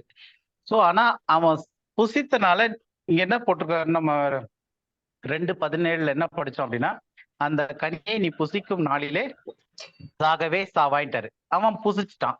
புசிச்சா அப்ப அவன் செத்துட்டணுமா இல்லையா? ஆதாம் லாஜிக்கா செத்துருக்கணும். இப்ப அந்த கனியை புசிச்சுட்டான். புசிச்ச பிறகு அவனுக்கு மரணத்திற்குள்ளாய் போறான். ஆதியாகமம் 3வது அதிகாரம் 17வது வசனம் எடுத்து படிங்க. ஆதியாகமம் 3:17. இது அடுத்த வார டாபிக்ல தான் வருதுன்னு நினைக்கிறேன். பட் ஸ்டில் நம்ம இது ஒரு விஷயம் கிளியர் பண்ணிக்கலாம். ஆதியாகமம் 3:17. பின்பு அவர் ஆதாமை நோக்கி, நீ உன் மனைவியின் வார்த்தைக்கு செவி கொடுத்து புசிக்க வேண்டாம் என்று நான் உனக்கு விலக்கின விருட்சத்தின் கனியை புசித்தபடியினாலே பூமி உன் நிமித்தம் சபிக்கப்பட்டிருக்கும். நீ உயிரோடு இருக்கும் நாளெல்லாம் ஒரே நிமிஷம். நீ என்னவா? நீ உயிரோடு இருக்கும் நாளெல்லாம். உயிரோடு இருக்கும் நாளெல்லாம். எப்ப சொல்றாரு? கனியை புசிக்கிறதுக்கு முன்னாடியே, புசித்ததுக்கு அப்புறமா? அப்புறமா. புசிச்சதுக்கு அப்புறம் ஆண்டவர் சொல்லும் போது நீ உயிரோடு இருக்க நாளெல்லாம் இப்படி உனக்கு இருக்கும் அப்படின்றாரு. 2:17 சொல்லும் போது இதை புசிக்கும் நாளிலே நீ சாகவே சாவாயினாரு. அப்ப நம்ம இதையாச்சும் யோசிக்கணும் இல்லையா கிறிஸ்தவர்கள்? அங்க வந்து நீ புசிக்கும் நாளிலே சாகவே சாவாயின்ட்டாரு. அப்ப அவன் அந்த புசித்த உடனே செத்து இருக்கணும். ஆனா இங்க என்ன சொல்றாரு? நீ உயிரோடு இருக்கும் நாளெல்லாம் அப்படின்றாரு. அப்போ ஒரு டைம் ஃப்ரேம் சொல்லி நீ உயிரோடு இருக்கும் நாளெல்லாம் உனக்கு இப்படி நடக்கும் அப்படின்றாரு. இதை வந்து பனிஷ்மெண்டா சொல்லும் போது அவன் புசித்த பிறகு சொல்றாரு. அப்ப இங்க 2 இதுலயுமே ஒரு வித்தியாசம் தெரியுதா? உங்களுக்கு பார்க்க முடியுதா? அப்போ நம்மளுடைய புரிதல்ல வந்து என்னவா இருக்கு அப்படின்னா, இது வந்து தேவனுடைய புரிதல்ல, நம்மளுடைய புரிதல்ல நீ ஷியோர்லி டை, நீ சாகவே சாவாய் அப்படின்னோடனே ஆதாம் அந்த கனியை புசித்த அந்த நாள்ல அவன் சாவணும் அப்படின்னு நம்ம தீர்மானிச்சிட்டோம். ஆனா ஆண்டவர் அந்த இடத்துல சொன்னது வந்து நீ வந்து அழிவுக்குள்ள மாறிட்ட. அந்த கனியை புசிக்கிற வரைக்கும் நீ என்ன இருப்ப? அழியாமையில இருப்ப. You are a living soul. சொல்ல போனோம்னா அவன் ஜீவ ஆத்மாவா இருக்கான். அதுக்கப்புறம் வந்து அந்த கனியை புசித்த பிறகு அவனுடைய ஆத்மா என்ன ஆயிடுச்சு? மரிக்கும் தன்மைக்கு மாறிடுச்சு, மரிக்கும் ஆத்மாவா மாறிடுச்சு. அப்ப அவன் வந்து அழிவுக்குள்ள போக ஆரம்பிச்சிட்டான். அப்ப அந்த அழிவுக்குள்ள போக ஆரம்பிச்சது என்னைக்கு அப்படின்னு பார்த்தா, அவன் அந்த கனியை புசித்த நாளிலே அவன் அழிவுக்குள்ள போக ஸ்டார்ட் ஆயிட்டான். அப்ப அந்த அழிவுக்குள்ள போக ஆரம்பிச்ச உடனே அதனுடைய விளைவு என்ன வந்துச்சு? பூமியானது சபிக்கப்பட்டு முள்ளும் குறுக்கும் விளைவிக்கும். அவனுக்கு நெத்தி வேர்வை சிந்தி அவன் சாப்பிடணும். எப்போ வரைக்கும்னா அவனுடைய ஜீவன் உள்ள நாளெல்லாம். அப்ப அந்த நாளுக்கு வந்து ஒரு எண்ட் பாயிண்ட் இருக்கு. அப்ப எங்க அந்த பாயிண்ட் ஸ்டார்ட் ஆச்சு? அவனுடைய அழிவு எங்க ஸ்டார்ட் ஆச்சுன்னா அந்த கனியை புசித்த நாளிலே. அது போய் மரணத்திற்குள்ளாய், அதாவது அழிவிற்குள்ளாய் அவன் அப்படியே கொண்டு வந்து எப்ப அவன் மரிக்கிறான் அப்படின்றது வந்து எண்ட் பாயிண்ட். அது வரைக்கும் அவன் வந்து ஜீவனோடு இருக்கும் நாளெல்லாம், அதாவது சுவாசித்துக்கிட்டு இருக்க நாளெல்லாம் அவன் இந்த மாதிரி கஷ்டப்படுவான்னு சொல்றாரு. அப்ப அந்த கனியை புசிக்கும் நாளிலே நீ சாகவே சாவாயினது வந்து லிட்ரலா உள்ள மரணத்தை பத்தி பேசல. அவரு ஆதாமை எப்படி சிருஷ்டித்தாரோ அந்த தன்மை மாற்றப்பட்டு, அழியாமையின் தன்மை மாற்றப்பட்டு அவன் அழிவுக்குள்ளாய் போறதற்கான முதல் நாள் அதுதான். அந்த கனியை புசிக்கும் நாளிலே நீ அழிவுக்குள்ளாய் மாறுவாய், நீ மரணத்திற்குள்ளாய் போக ஆரம்பிப்ப. மரணம்ன்றது வந்து ஒரு ஒன் டே ஈவெண்ட்ன்ற மைண்ட் செட் நமக்குள்ள வந்துட்டனால நம்ம இன்னைக்கு உயிரோடு இருக்கும். மரணம்ன்றது யார் செத்துட்டாங்களோ அது என்னைக்கோ ஒரு நாள், இவங்க இன்னைக்கு மறிச்சாங்க, இவங்க இன்னைக்கு மறிச்சாங்க அப்படின்னு சொல்லிட்டு. ஆனா மரணம்ன்றது ஒரு ப்ராசஸ். தேவனுடைய பார்வையில அழிவுன்றது ஒரு ப்ராசஸா ஆரம்பிச்சு, அது என்னைக்கு ஆரம்பிச்சதுன்னா ஆதாம் அந்த கனியை புசித்த நாளிலே அவன் அழிவுக்குள்ளானான். அதுக்கப்புறம் அவன் என்னைக்கு மரித்தான்? 930 வருஷம் கழிச்சு மரித்தான். அப்போ டோட்டலா வந்து அந்த ப்ராசஸ் அவனுக்கு எடுத்துக்கிட்ட நாட்கள் 930, சிலருக்கு 90, 80, 70, 60, ஒவ்வொருத்தருக்கும் ஒவ்வொரு காலகட்டம் வந்துகிட்டு இருக்கு. அப்ப அது அழிவுன்றது எப்ப ஆரம்பிச்சது? ஆதாமுக்கு வந்து அந்த கனியை புசிக்கும் போது. இப்ப நமக்கு எல்லாருக்கும் நம்ம பிறக்கும் போதே ஆதாமுக்குள்ளதான் பிறக்கிறோமே, மரணத்திற்குள்ளதான் பிறக்கிறோமே. அப்ப நம்ம பிறக்கும் போதே நமக்கு அழிவை நோக்கிதான் அடுத்து நகர ஆரம்பிக்கிறோம். அதிலேதான் மூவ் பண்றோம். நம்மளுடைய ஜீவனாலெல்லாம் வேர்வையும் நிலத்தினுடைய இதையும் செஞ்சு அதனுடைய கனியை அறுத்து நம்ம அழிவுக்குள்ள போய் கடைசியில மறிக்கிறோம். அதனாலதான் இங்க வந்து சாகவே சாவாயின்ற மொழிபெயர்ப்பு வந்து நமக்கு வந்து ஒரு தவறுதலான ஒரு புரிதலை கொடுத்துருச்சு. இது ஏன் தவறுதலான புரிதலை கொடுத்துச்சுன்னா பின்னாடி வந்து நமக்கு ஒரு ஃபால்ஸ் டீச்சிங் உள்ள வந்திருக்கு. அதை பத்தி நீ பேச போறோம் அடுத்த கொஞ்ச நேரத்துல. அப்ப இந்த ஒரு டீச்சிங் வர்றதுக்கான காரணம் என்ன அப்படின்னா, அந்த கனியை புசிக்கும் நாள்ல நீ சாகவே சாவாயின்னு சொன்னோன்னே அதை புசிச்சா அன்னைக்கு இவன் செத்துறணும், ஆதாம் செத்துறணும்ன்ற கான்செப்ட் வந்துருச்சு. ஏன் அப்படின்னா மரணம்ன்றது ஃபர்ஸ்ட் ஆஃப் ஆல் இது ஒரு ப்ராசஸ் அப்படின்றதே தெரியல. அது வந்து ஒரு அழிவுக்குள்ள நடக்கக்கூடிய ஒரு விஷயம். அப்ப தேவன் வந்து ஃபர்ஸ்ட் 2:17 சொல்லும் போது, ஆதியாகமம் 2:17 இந்த கனியை புசிக்கும் நாளிலே நீ மரிக்கும் தன்மைக்கு மாறிடுவ, நீ அழிவுக்குள்ளாய் போயிருவ, நீ மரணத்திற்குள்ளாய் மரிக்க ஆரம்பிப்ப, மரணத்திற்குள்ளாய் மரிப்பாயின் போது அந்த ப்ராசஸ் அழிவு ஸ்டார்ட் ஆகுது. அதாவது from immortal to mortal you become mortal. நீ வந்து அழியும் தன்மைக்கு மாறிடுவ என்னைக்கு? அந்த கனியை புசிக்கும் நாள்ல. அப்ப அன்னைக்கே அவன் செத்துட்டானா? இல்ல, கொஞ்சம் கொஞ்சமா நிலத்துல நெத்தி வேர்வை சிந்தி சாப்பிட்டு, அதை தான் நம்ம அடுத்து படிச்சோம். அது 3வது அதிகாரத்துல அவன் பாவம் செஞ்ச பிறகு ஜீவன் உள்ள நாளெல்லாம் அப்படின்றாரு. அப்ப ஆண்டவருடைய பார்வையிலே அந்த கனியை புசித்த அந்த நாள்ல ஆதாம் செத்து போறது இல்லைன்னு அவருக்கு தெரியும். ஆனா மரணத்திற்குள்ளான தன்மைக்கு மாறிட்டான். அவனுடைய பிசிக் சேஞ்ச் ஆயிடுச்சு. தேவனுடைய மகிமை இழந்துட்டான். அந்த தேவனுடைய சாயலான அந்த இம்மார்டாலிட்டி இழந்துட்டான். அந்த ராஜரிகம் ராஜாவா இருந்த தன்மை இழந்துட்டான். ஸோ இதெல்லாம் இழந்தனால அவன் நெத்தி வேர்வை சிந்தி அவன் அழிவுக்குள்ளாய் போய் போறான் அப்படின்னு சொல்லிட்டு பாக்குறோம். இது வரைக்கும் புரிஞ்சுதா? கிளியரா இருக்கா? இல்ல ஏதாவது கேள்விகள் இருக்கா இதுல? அடுத்த இது போலாமா? கேள்விகள் இருக்கு? ஓகே. ஸோ இப்ப இந்த தவறுதலான மொழிபெயர்ப்புனால இப்படி வந்துருச்சு அப்படின்னு சொல்லி பார்த்தோம். இப்ப இதுல ஏன் நம்ம இவ்வளவு எம்பசைஸ் பண்ணோம் அப்படின்னா, இப்ப இது இந்த ஒரு டீச்சிங், அதாவது 2:17 வந்து அந்த கனியை புசிக்கும் நாள்லே யூ வில் ஷியோர்லி டைன்னு சொன்னது, நீ சாகவே சாவாயினோடனே அன்னைக்கு டேட்ல அவன் செத்துட்டான் அப்படின்ற ஒரு தாட் ப்ராசஸ் வந்துட்டனால, ஏன்னா மரணம்ன்றதே என்னன்னு சரியா புரிஞ்சுக்காதனால அன்னைக்கு அவன் செத்தே போயிட்டான் அப்படின்ற ஒரு முடிவுக்கு வந்துட்டாங்க. அதனால வந்த ஒரு ஃபால்ஸ் டீச்சிங், என்னது தவறான போதனை, அந்த புரிந்து கொள்ளுதுனால என்ன அப்படின்னு பார்த்தோம்னா, ஃபர்ஸ்ட் வந்து ஸ்பிரிச்சுவல் டெத்னு ஒரு இது கொண்டு வராங்க. பைபிள்ல யாராவது ஆவிக்குரிய மரணம்ன்ற வார்த்தை பார்த்திருக்கீங்களா? நிறைய பைபிள் படிச்சுட்டு இருக்கோம், அந்த காலத்துல இருந்து படிச்சுக்கிட்டு இருக்கோம். ஸ்பிரிச்சுவல் டெத் இல்ல ஆவிக்குரிய மரணம் அப்படின்னு ஏதாவது வார்த்தை இருக்கா? இல்ல, பைபிளே கிடையாது.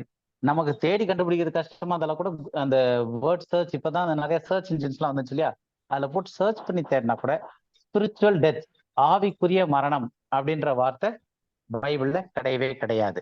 இப்ப அடுத்த கேள்வி, வேதாகமத்துல மொத்தம் எத்தனை மரணங்கள் இருக்கு? நீங்க யாராவது சொல்லலாம். இப்ப கொஞ்சம் அப்படியே கான்வர்சேஷனை கொண்டு போகலாம், அப்பதான் புரியறதுக்கு ஈஸியா இருக்கும். ஏன்னா டஃப்பான சப்ஜெக்ட் இது கொஞ்சம். சரீர மரணம். ஓகே, சரீர மரணம்னு நம்ம சொல்றோம். நான் கேட்கறது வந்து வேதாகமத்துல மொத்தம் எத்தனை மரணங்கள்னா எத்தனை டைப் ஆஃப் மரணம் பைபிள் குறிப்பிடுது? ஏன்னா ஆவிக்குரிய மரணம்ன்ற வார்த்தையே பைபிள்ல இல்லைன்னு பார்த்துட்டோம். ஆனா இன்னைக்கு வந்து பொதுவா கிறிஸ்தவ மண்டலத்துல சொல்றது என்னன்னா, எந்த இதுலனாலும் ஆவிக்குரிய மரணம்ன்ற வார்த்தை தான் மெயின் ஹைலைட்டா இருக்கும். அது வந்து வேதத்துல இல்லாத ஒரு வார்த்தை. அப்ப வேதத்துல இது ஏன் அப்படி இந்த ஆவிக்குரிய மரணம்னு சொல்றாங்கன்னா, ஆதாம் அந்த கனியை புசித்த நாளிலே சாகவே சாவாயின்னு சொன்னாரு. ஆனா ஆதாம் வந்து எப்ப செத்தாரு? 930 வருஷம் கழிச்சு. அதுக்கப்புறம் ஜீவனுள்ள நாளெல்லாம் நிலத்துல நெத்தி வேர்வை சிந்தி பிள்ளைகளை பெற்று, அது பிள்ளை பெற்று 800 வருஷம், அதுக்கப்புறம் வந்து டோட்டலா வந்து 930 வருஷம் உயிரோடு இருந்து அதுக்கப்புறம் தான் ஆதாம் மரிக்கிறார். இப்ப இவங்களுக்கு பிரச்சனை என்ன ஆயிடுச்சு அப்படின்னா, இயேசுக்கு தேவன் சொல்லும் போது இந்த கனியை புசிக்கும் நாளிலே நீ சாகவே சாவாயின்னு சொல்லிட்டாரு. அப்ப அது உண்மை, ஷியோர்லி டை, என்னைக்கு? அன்னைக்கே கனியை புசித்த நாள்ல. ஆனா உண்மையிலேயே செத்தானான்னு கேட்டா சாவல. அப்ப என்னாச்சு? 930 வருஷம் கழிச்சுதான் செத்தான். அப்ப இவங்களுக்கு வந்து இந்த 2 பிரச்சனை ஆயிடுச்சு.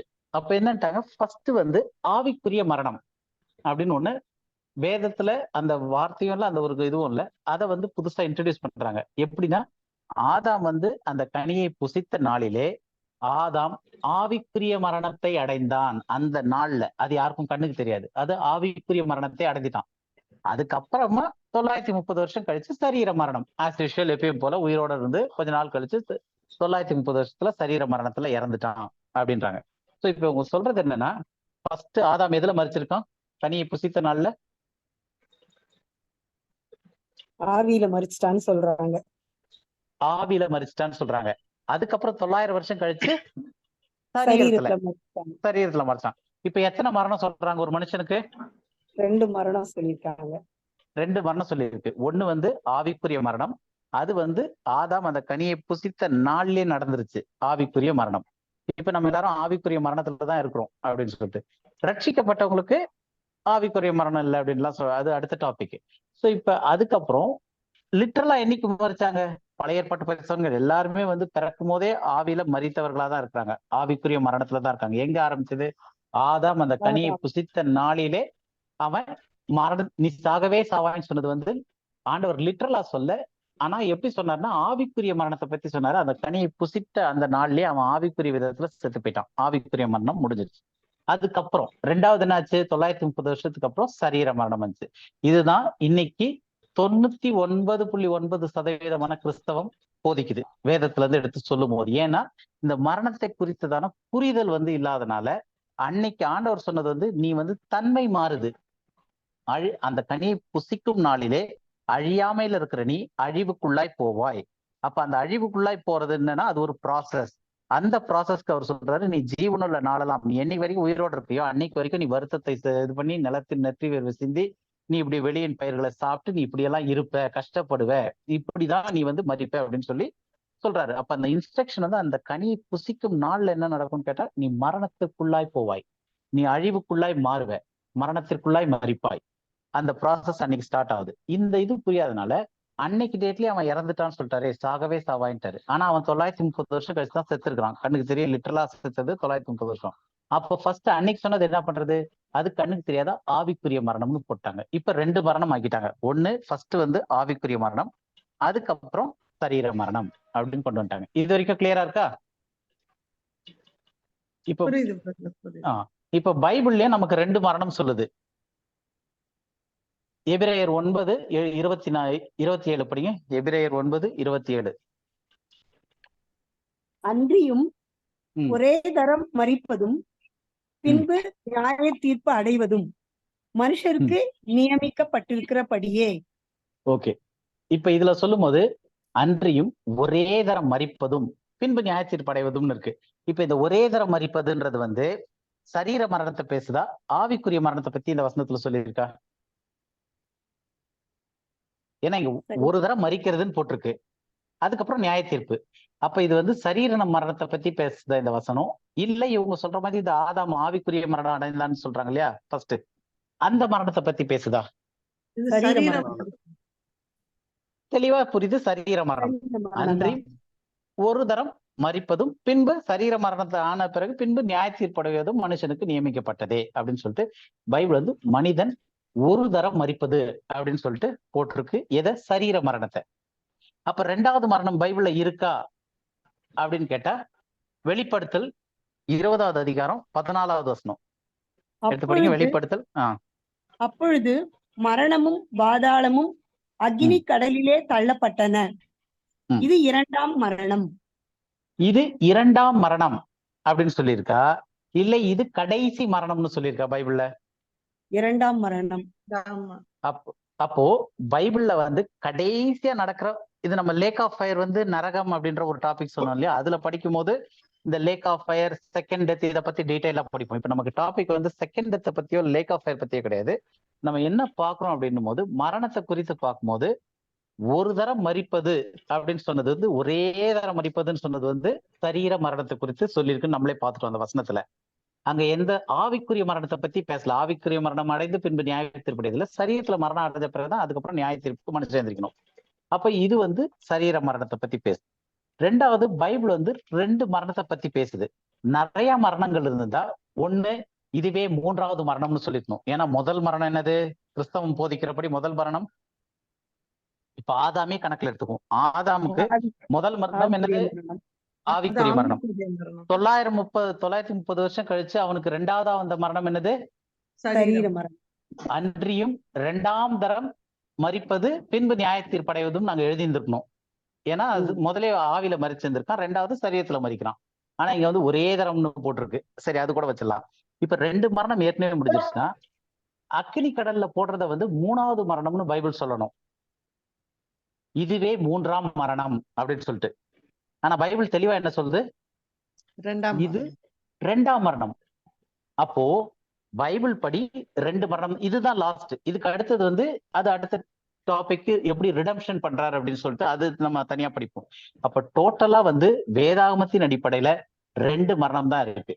ஒரு மரணம் ஒரே தரம் மரிப்பது, பிசிக்கலா மரிக்கிறது, பின்பு நியாய தீர்ப்படைவது மனுஷருக்கு நியமிக்கப்பட்டிருக்குது. இது ஃபர்ஸ்ட்.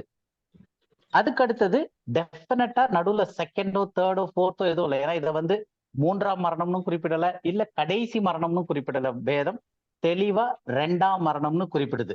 அப்ப பைபிளை பொறுத்த வரைக்கும் இந்த 2வது மரணம்னு சொல்றது கடைசி நாட்கள் 1000 வருஷ அரசாட்சியெல்லாம் முடிஞ்சு அதற்கப்புறமா வெள்ளை சிங்காசனம் நியாயத்திற்கு முடிஞ்சு புதிய வானம் புதிய பூமி வர டைம்ல இருக்கக்கூடிய இந்த லேக் ஆஃப் ஃபயர், அக்கினி கடல்னு தமிழ்ல மொழிபெயர்த்திருக்க அந்த லேக் ஆஃப் ஃபயர்ல நடக்க போறதுதான் இரண்டாம் மரணம் அப்படின்னு பைபிள் சொல்லுது. அப்போ வேதத்துல தெளிவா 2 மரணத்தை குறிப்பிடுது. அதுல மரணம் ஒரே தரம் மரிப்பது மனுஷனுக்கு நியமிக்கப்பட்டிருக்கு, அது சரீர மரணம். 2ஆவதா இருக்கக்கூடிய 2ஆம் மரணம்னு சொல்றதே எந்த மரணமா சொல்லுது? அக்கினி கடல்ல போடுறத பத்தி வரக்கூடிய மரணத்தை பத்தி தான் 2ஆம் மரணம்னு சொல்லுது. இத 3ஆவது மரணம்னு சொல்ல. அப்ப வேதத்தின் கணக்குப்படி முதலாவது ஆவிக்குரிய மரணம், ஆதாம் அந்த கனியை புசித்த நாள்ல ஆவிக்குரிய மரணம் அடைந்தான் அப்படின்னு சொல்றதுல வேதத்துல ஆவிக்குரிய மரணம்னு ஒரு வார்த்தை கிடையாது. அப்படி ஒரு கான்செப்ட் கொடுக்கப்படவே இல்லை. பழைய ஏற்பாட்டுல எங்கேயுமே அந்த மாதிரி கான்செப்ட் கொடுக்கப்படவே இல்லை. மாறா இன்னொரு ப்ரூஃப் என்ன கொடுக்குதுன்னா, கடைசியில வரப்போற அக்கினி கடல் தான் 2ஆவது மரணம்னு சொல்லுது. அப்ப இவங்க சொல்றது முதல் ஆவிக்குரிய மரணம், 2ஆவது சரீர மரணம் அப்படின்றாங்க. 930 வருஷம் கழிச்சு. புரியுதா? அந்த உங்களுக்கு அந்த கான்ஃபிளிக்ட் புரியுதா என்ன நடக்குதுங்கன்ட்டுன்னு? அந்த ஒரு அனாலிட்டிக்கலா திங்க் பண்ணிட்டே வருவோம் நம்ம அப்படியே. ஏன்னா அப்பதான் இது புரியும். ஏன்னா இது பாரம்பரியமா நம்ம மைண்ட்ல ஆதாம் அந்த கனியை புசித்த நாள்ல அவன் ஆவிக்குரிய மரணம் அடைஞ்சிட்டான். அதுக்கப்புறம் அவன் 930 வருஷம் கழிச்சு சரீர பிரகாரமா மரணம் அடைஞ்சிட்டான். அப்ப சரீர பிரகாரமான மரணம் 2ஆவது மரணம்.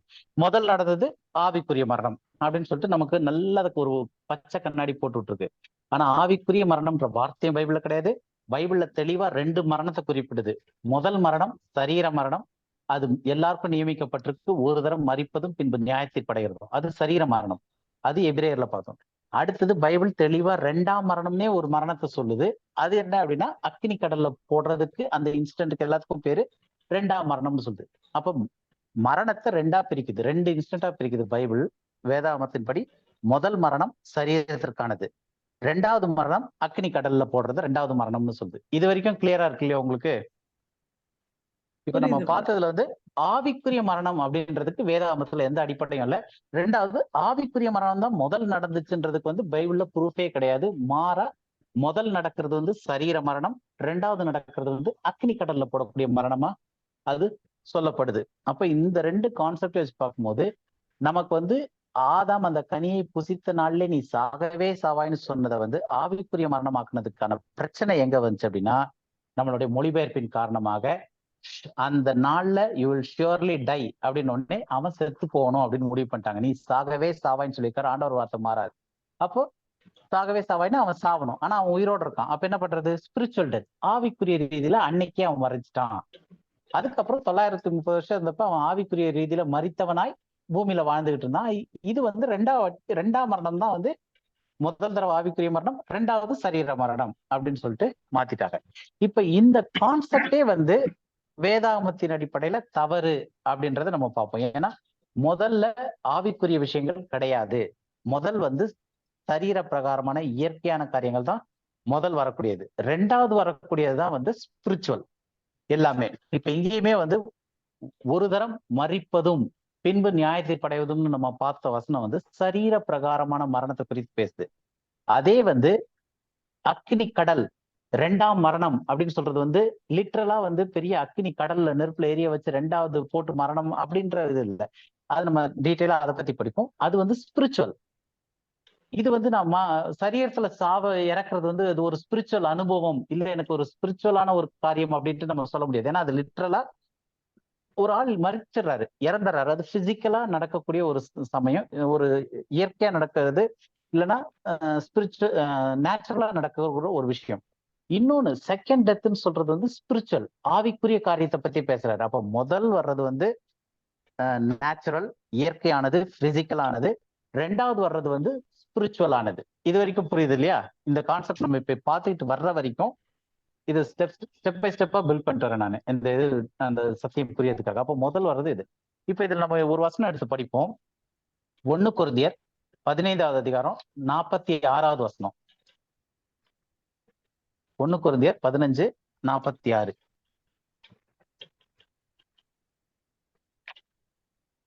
ஆகிலும் ஆவிக்குரிய சரீரம் முந்தினதல்ல, ஜென்ம சரீரமே முந்தினது, ஆவிக்குரிய சரீரம் பிந்தினது.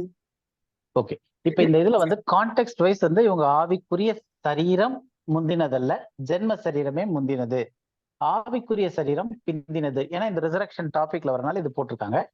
ஆனா இப்ப இந்த லிட்ரல் வெர்ஷன்ஸ் எல்லாம் சொன்னோம் இல்லையா, அந்த லிட்ரல் வெர்ஷன்ஸ்ல என்ன போட்டுருக்குன்னு படிக்கிறேன் இங்கிலீஷ்ல. But that which is spiritual is not first. இங்க சரீரம்ன்றதே வரல. But that which was natural afterwards that which is spiritual. இப்ப இந்த ஒரு மொழிபெயர்ப்பை தமிழ்ல லிட்ரலா கரெக்டா மொழிபெயர்த்தா எப்படி வரும்னு படிக்கிறேன். ஆகிலும் ஆவிக்குரியது முந்தினதல்ல, இயற்கைக்குரியதே முந்தினது, ஆவிக்குரியது பிந்தினது. இதுதான் அந்த வசனத்துல இருக்கிறது. ஆனா நமக்கு மொழிபெயர்ப்பாளர்கள் நமக்கு புரியணும் அப்படின்ற விதத்துல ஆகிலும் ஆவிக்குரியது அப்படின்னு போடுறது போல ஆவிக்குரிய சரீரம் முந்தினதல்ல, ஜென்ம சரீரமே. அந்த ஜென்ம சரீரம்ன்றது நமக்கு புரியறது இல்லை என்னன்னு. இயற்கையான சரீரமே அப்படின்னு வர்ற வார்த்தை தான் வந்து ஜென்ம சரீரம் போட்டிருக்காங்க. அதுல கூட இந்த சரீரம்ன்ற வார்த்தை வந்து இல்ல. இயற்கைக்குரியதே முந்தினது, ஆவிக்குரியது பிந்தினது. அதாவது ஆவிக்குரிய சரீரம் பிந்தினது. இந்த ரிசரக்ஷன் டாபிக்ல வரனால இது போட்டிருக்காங்க. இப்ப நமக்கு இதுல இருந்து என்ன புரியுது அப்படின்னும் போது, முதலாவது வர்றது என்னது? இயற்கைக்குரியது, நேச்சுரல், ஜென்ம சுபாவமானது. இயற்கைக்குரியது முந்தினது, ஆவிக்குரியது என்னது? பிந்தினது. இப்ப நம்ம இங்கேயும் மரணத்துல பார்க்கும்போது முதல் வந்தது வந்து எல்லா மனுஷனும் சரீரத்துல சாவது முந்தி நடக்குது. ஸ்பிரிச்சுவலா வரக்கூடிய செகண்ட் டெத் அப்படின்னு சொல்லக்கூடியது வந்து பின்னாடி நடக்கிறது. அப்ப ஸ்பிரிச்சுவல் தான் ரெண்டாவதா இருக்கு. ஆதாம் வந்து முந்தின மனிதன். ஸ்பிரிச்சுவலா வந்து உயிர்ப்பிக்கும் ஆவியா இருக்கிற ஸ்பிரிச்சுவலா இருக்க இயேசு கிறிஸ்து பிந்தின மனிதன். அப்ப எல்லா விதத்திலும் இயற்கைக்குரியது முந்தினது, ஆவிக்குரியது பிந்தினது.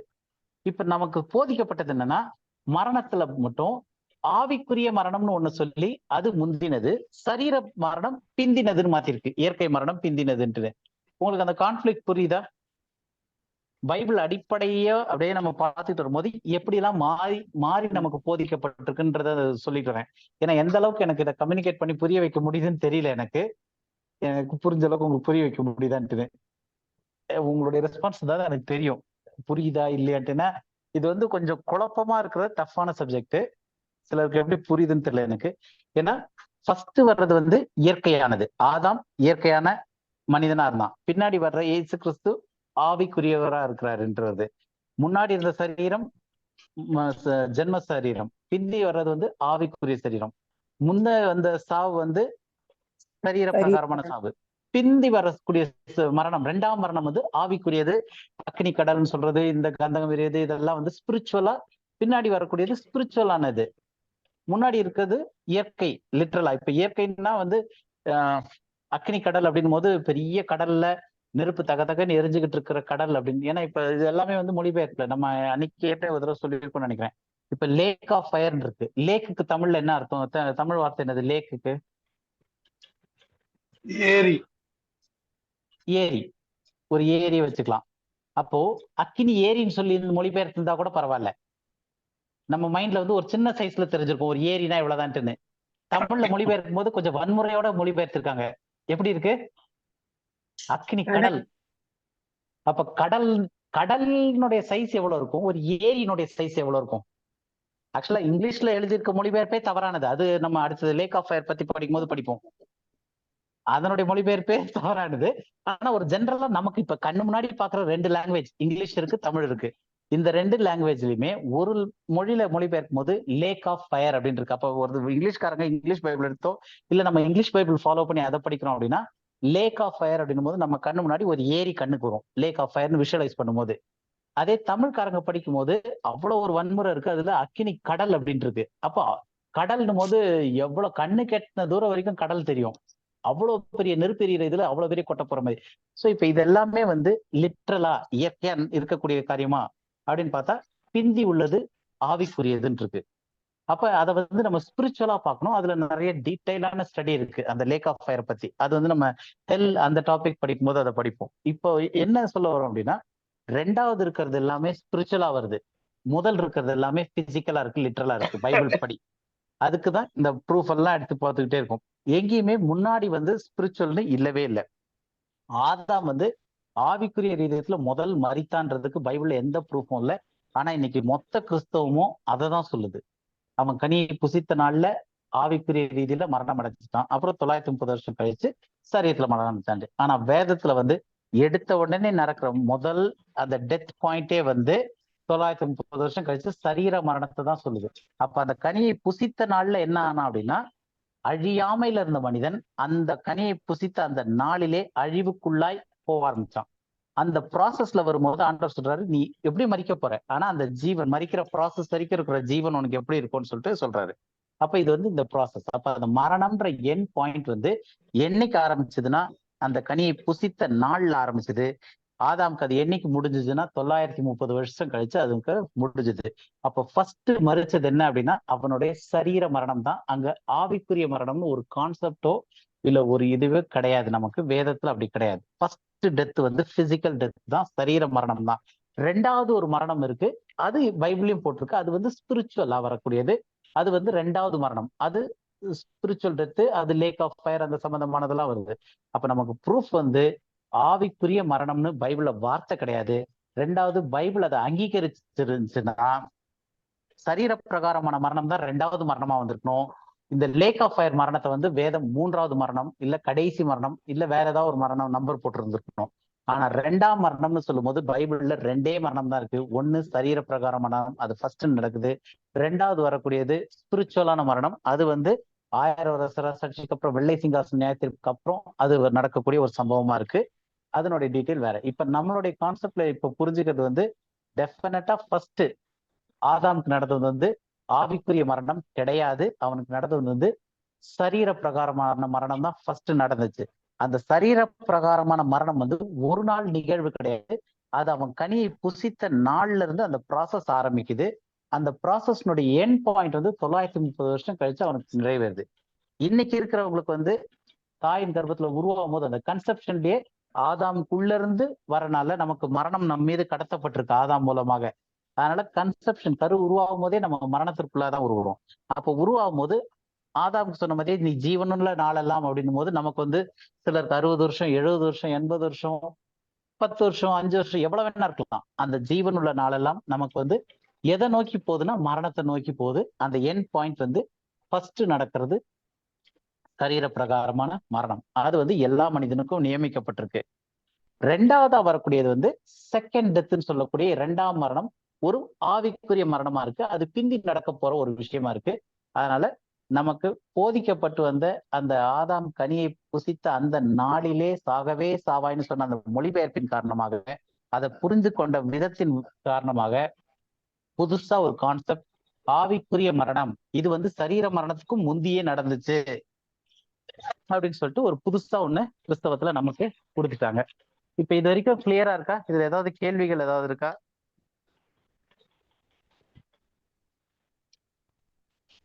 பிரதர் நீங்க ஏதாவது ஆட் பண்ணாமா பிரதர்? இல்ல அடுத்த இதுக்கு போலாமா? இல்ல பிரதர், கோ ஹெட், நெக்ஸ்ட் இதுக்கு போங்க. ஏன்னா ஓகே, ஒன்னும் 1/2 மணி நேரம் தான் இருக்கு. ஆமா, இல்ல இது ஸ்லோ போயிட்டு இந்த பாயிண்டோட முடிச்சுக்கலாம் நம்ம இந்த ஒரு இதோட. Okay okay. இதுல வந்து அப்ப வந்து இன்னும் ஒரு இது இருக்கு. அதாவது இந்த ஆதாம் இந்த இதோட சேர்த்து முடிச்சிடலாம் இன்னைக்கு இது. ஏன்னா இதுல கொஞ்சம் ரொம்ப கன்ஃபியூஸ் பண்ண வேண்டாம். வந்தா நல்லா இருக்கும். ஃபீட்பேக் வந்தா நல்லா இருக்கும். தப்பா இந்த டாபிக் வந்து ஒரு புதுசான டாபிக்கா கேட்கறவங்களுக்கு நிறைய பேருக்கு வந்து இது புதுசா கூட இருக்க வாய்ப்பு இருக்கு. அப்ப அது வந்து அந்த ஒரு ஃபீட்பேக் வந்தாதான் அவங்களுக்கு எந்த அளவுக்கு புரிஞ்சிருக்குன்றதும் நமக்கும் தெரியும்.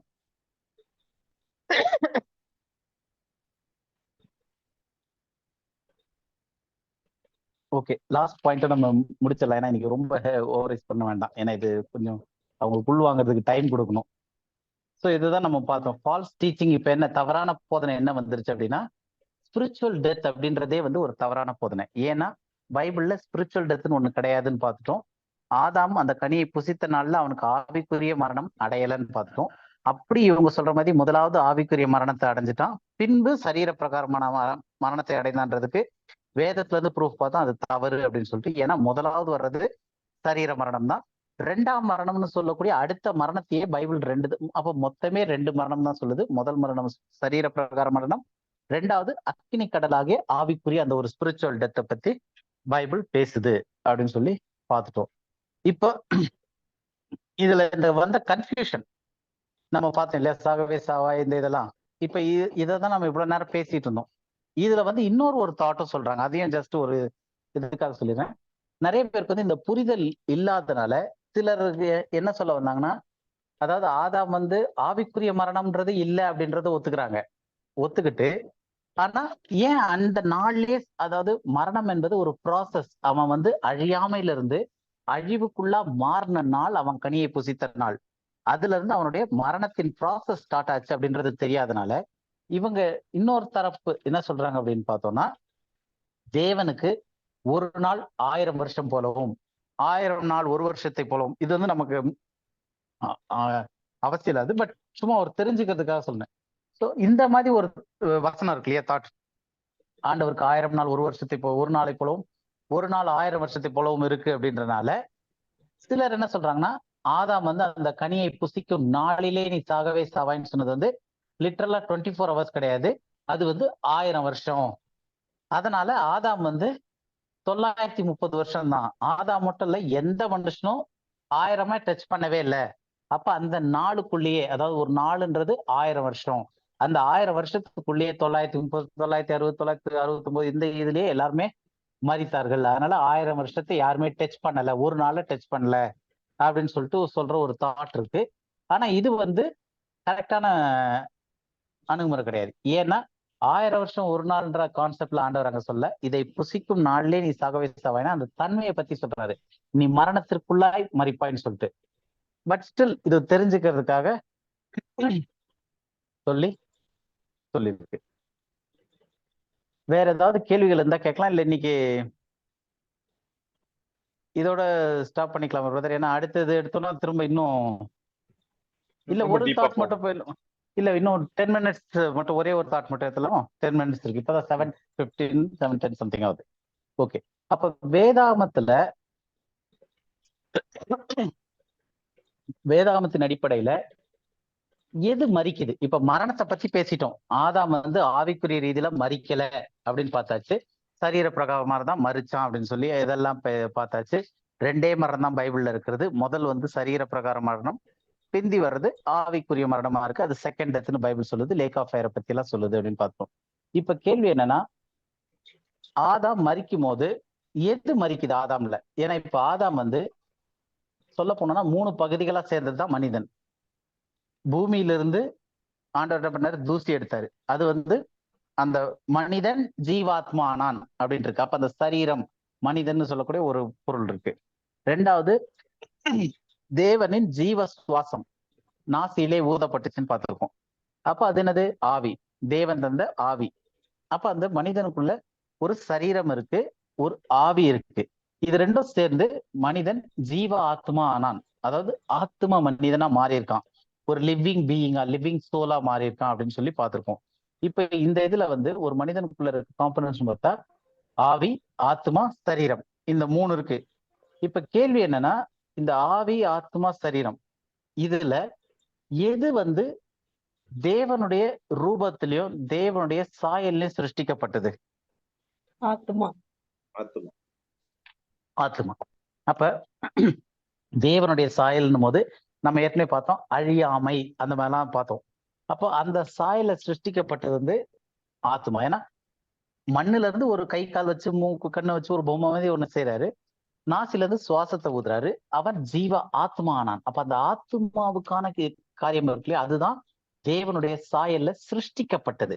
ஏன் சிருஷ்டிக்கப்பட்டது அப்படின்னு சொல்றோம் அப்படின்னு பார்த்தோம்னா, இப்ப மண்ல இருந்து மனிதனை உருவாக்குறாரு, சுவாசத்தை நாசில ஊதுறாரு, இது ரெண்டும் இருக்கிற பொருள். இந்த மண்ணை வந்து அதுக்கு முன்னாடி பூமி இருக்கு, உருவாக்கிட்டாரு, அப்ப அதுல இருந்து எடுக்கிறாரு, சுவாசம் அவர்கிட்ட இருக்கு, அவர் நாசில ஊதுறாரு. இப்ப இது ரெண்டும் சேர்ந்த பிறகு ஒரு பொருள் உருவாகுது புதுசா, அதுதான் வந்து என்னது? ஜீவ ஆத்மா. அப்போ மனிதனுக்குள்ள சிருஷ்டிக்கப்பட்ட, அதாவது இல்லைன்னா இன்னொரு வார்த்தை சொன்னா புதிதாக உருவாக்கப்பட்ட, ஏன்னா மண்ணு புதுசா அப்ப உருவாக்கல ஆண்டவர், அந்த ஏற்கனவே இருக்கிற மண் எடுத்து ஒரு உருவத்தை செய்யறாரு. அவருடைய சுவாசம், ஜீவ சுவாசம் அவர்கிட்டே தான் இருக்கு. அத புதுசா தேவன் வந்து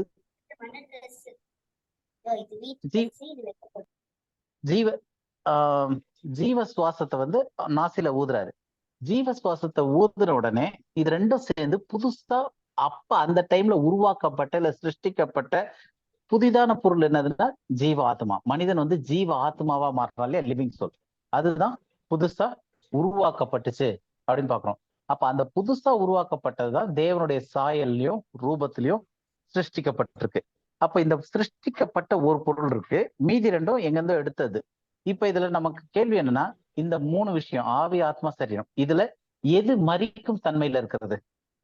எது மரிக்க முடியும்? ஆத்மா. பாடி. பாடி பாடி வந்து ஆக்சுவலா மண்ல இருந்து எடுக்கப்பட்டுச்சு. இப்ப மரித்த பிறகு, இப்போ ஃபார் எக்ஸாம்பிள் இன்னொரு விதமா கேக்குறேனே, இப்ப வந்து ஒருத்தர் இறந்துட்டாரு. இறந்த பிறகு அவருக்குள்ள இருக்கிற காம்பனன்ட்ஸ் என்னவா இருந்துச்சு? அவர் உயிரோடு இருக்கும்போது ஆவி இருந்துச்சு, ஆத்மா இருந்துச்சு, சரீரம் இருந்துச்சு. ஒரு யாரா இருக்கட்டும், அவங்க வந்து ஆவி, ஆத்மா, சரீரம் இருக்காங்க. இப்ப அந்த நபர் மரிச்சிட்டாரு. மரிச்ச உடனே ஆவி என்னாச்சு? தன்னை தந்த தேவன்கிட்ட போயிருச்சு. மூக்கு கிட்ட கை வச்சோம்னா ஆவி இருக்காது, ரைட்? சரீரமானது கண்ணு முன்னாடி அங்கேயேதான் இருக்கு. ஆனா கொஞ்ச நேரத்திலேயே ஸ்மெல் வர ஆரம்பிக்கும், உடம்பு ஐஸ் மாதிரி ஃப்ரீஸ் ஆக ஆரம்பிக்குது. நார்மல் ஹீட் கிடையாது உடம்புல. அப்ப அந்த பாடி எதை நோக்கி, ஏன் அந்த ஐஸ் மாதிரி ஆகுது, ஏன் ஒரு மாதிரி ஆகுது? உடனே கொஞ்ச நேரத்துல ஃப்ரீசர் பாக்ஸ் எடுத்து ஃப்ரீசர் பாக்ஸ்க்குள்ள வைக்கிறாங்க. ஏன்? கொஞ்ச நேரமாச்சும் அதை காப்பாத்தி வைக்கணும்னு. இல்லைன்னா என்ன ஆகுதுன்னா, மண்ணுக்கு திரும்புற ப்ராசஸ் ஸ்டார்ட் ஆயிடுச்சு. சுவாசம் வந்து ஆண்டவர்கிட்ட போறது இமீடியட்டா போயிருச்சு.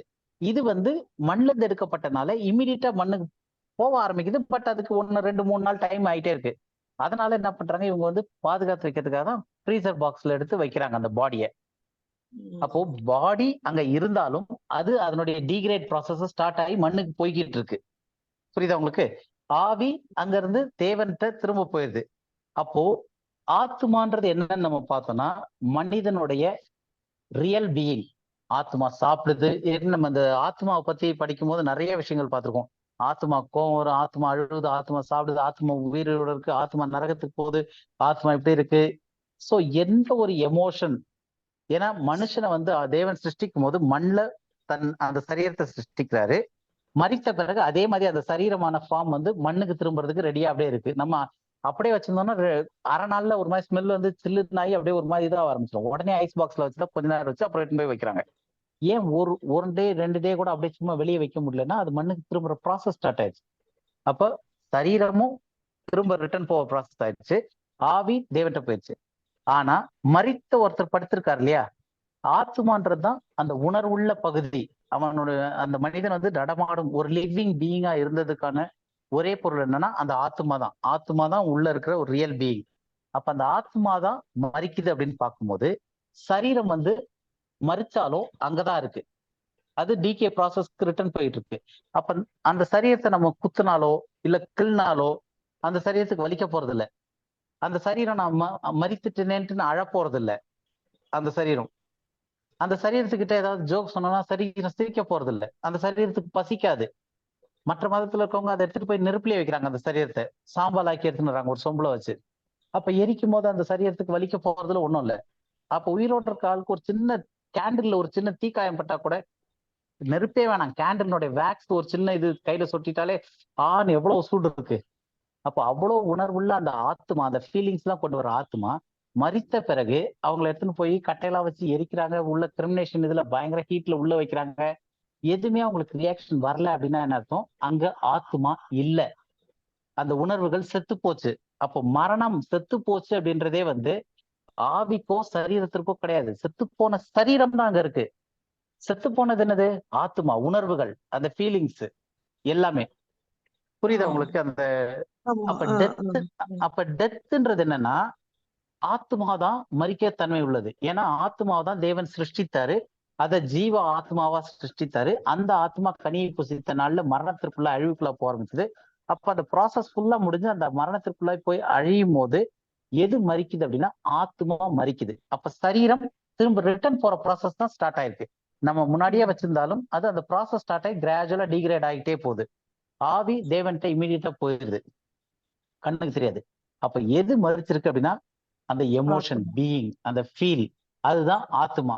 அதனால்தான் அந்த பாடி இங்கேயே இருந்தாலும் அது மரித்தவருடைய சடலமா இருக்கு, அது மரித்தவருடைய சரீரமா இருக்கே தவிர, அப்ப அந்த மரித்ததுன்றது யாரு?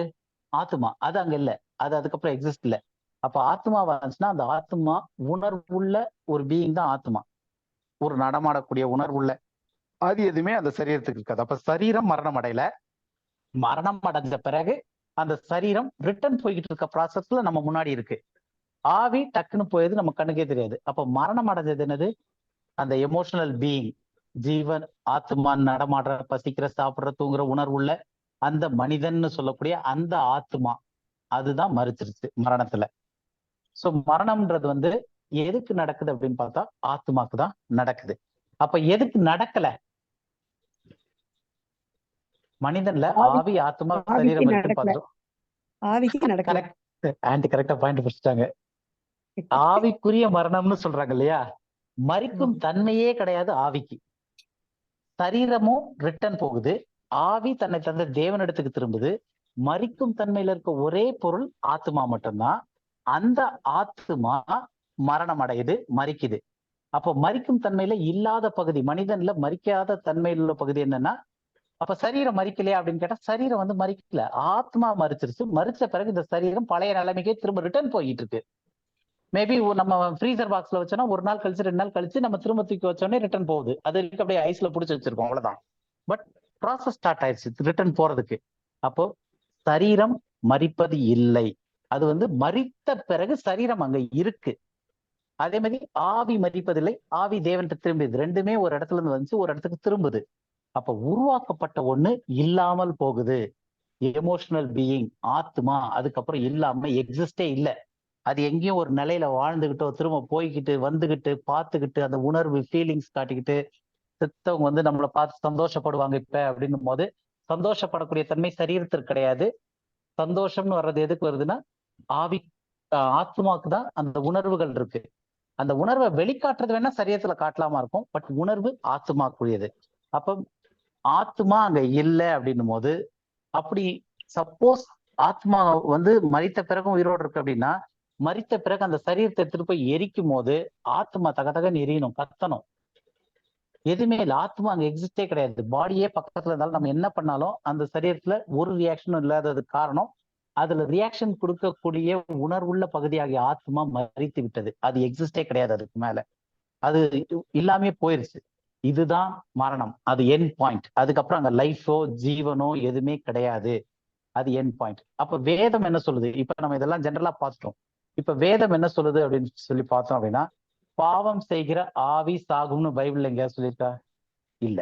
இல்ல, பாவம் செய்கிற ஆத்மாவே சாகும். அதே மாதிரி பாவம் செய்கிற சரீரம் சாகும்னு கிடையாது. ஏன்னா இது ஆவிக்கும் சரீரத்திற்கும் மரணம்ன்றது கிடையாது. இது ரெண்டும் சேர்ந்து ஒரு பொருள் உருவாச்சு. அந்த பொருள் பேரு ஆத்மா. அந்த ஆத்மாக்கு தான் மரணம் உண்டு. அப்ப இந்த ஆத்மா மரிக்கும் போது, மரணம் அடைஞ்ச பிறகு ஆத்மா மரித்த உடனே சரீரம் அது பழைய நிலைமைக்கு போது, ஆவி அங்க போயிருது. ரெண்டும் பிரியும் போது ஆத்மா மறிச்சிருது.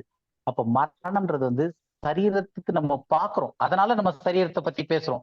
ஏன்னா டெட் பாடிங்க வச்சிருக்கிறோம் அப்படின்னு சொல்லிட்டு, செத்துட்டாருன்னு சொல்லிட்டு எதை சொல்லி பார்த்துட்டு இருக்கோம்னா, மரித்த பிறகு உள்ள அந்த சரீரத்தை வச்சுதான் பேசிக்கிட்டு இருக்கோமே தவிர, மரணம்ன்றது அந்த சரீரத்துக்கு கிடையாது, அதுக்குள்ள இருந்த ஆத்மாக்கு, அந்த உணர்வுகள் அதெல்லாம் செத்து போச்சு. அதனாலதான் வசனம் சொல்லுது, பாவம் செய்கிற ஆத்மா சாகவே சாகும். நிறைய தடவை படிச்சிருக்கோம், இருந்தாலும் ஒரே ஒரு வசனம் மட்டும் படிச்சிடலாம். எசேக்கியேல் 18:20. ஏன்னா பைபிள் படி ஆவி சாகவே சாகாது.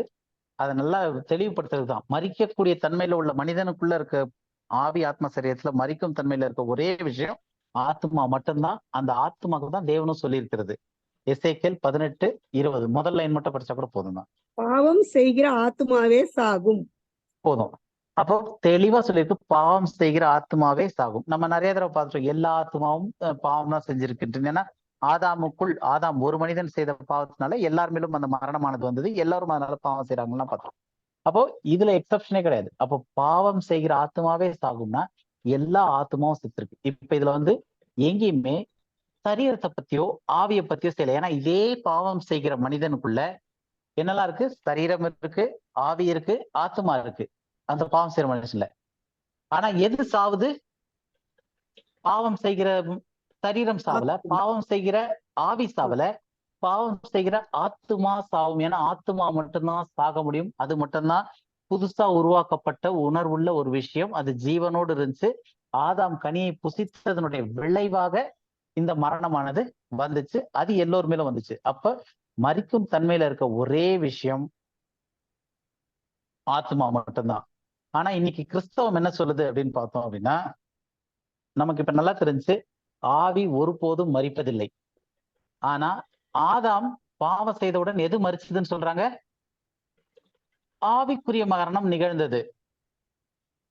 எந்த இன்னைக்கு இருக்கிற கிறிஸ்தவத்துல எந்த டினாமினேஷன் இருக்கு, பட்சபாதமே இல்லை அந்த இதுல. அப்போ அங்க போயிட்டு ஆதாம் கனியை புசித்த உடனே சாகவே சாவான்னு சொல்லியிருக்கேன், அவன் என்ன செத்தானா அப்படின்னு கேட்டா, ஆமா அன்னைக்கே அவன் ஆவிக்குரிய ரீதியில மரணம் அடைஞ்சிட்டான். இதுதான் ஒரே பதில். ஆனா ஆவியே மரிக்காது அப்படின்றதுதான் வேதம் சொல்லுது. ரெண்டாவது, இதுவாச்சும் பரவாயில்ல ஒத்துக்கலாம். இருக்கிறதுலே பெரிய விஷயம், அது அடுத்த வாரம் நம்ம இன்னும் கொஞ்சம் டீட்டெயிலா படிப்போம். அதனுடைய இதை இந்த ஒரு பாயிண்ட் மட்டும் பேசி முடிச்சலாம். அப்போ அதை விட பெரிய பயங்கரமான விஷயம் என்ன அப்படின்னு பார்த்தோம் அப்படின்னா, ஆதாம் பாவம் செய்த போது ஆத்மா மரிக்குது. அதாவது மரிக்கும் ஆத்மாவுக்கு, அழிவுள்ள ஆத்மாவுக்கு மாறுது அப்படின்ட்டு தேவன் சொல்றாரு. அதுதான் நம்ம 2:17 பார்த்தோம். இந்த கனியை புசிக்கும் நாளிலே சாகவே சாவாய் அப்படின்னா, சாகக்கூடிய தன்மையில இருக்கிறது ஆத்மா மட்டும்தான். அழிவில்லாத ஜீவனுள்ள ஆத்மாவா சிருஷ்டிக்கப்பட்ட அந்த ஆத்மா அழியும் தன்மைக்கு மாறி அழிவுள்ள ஆத்மாவா மாறிடுது அப்படின்னு சொல்லி ஆண்டவர் 2:17 ஆதாம் சொல்லுமா சொல்றாரு.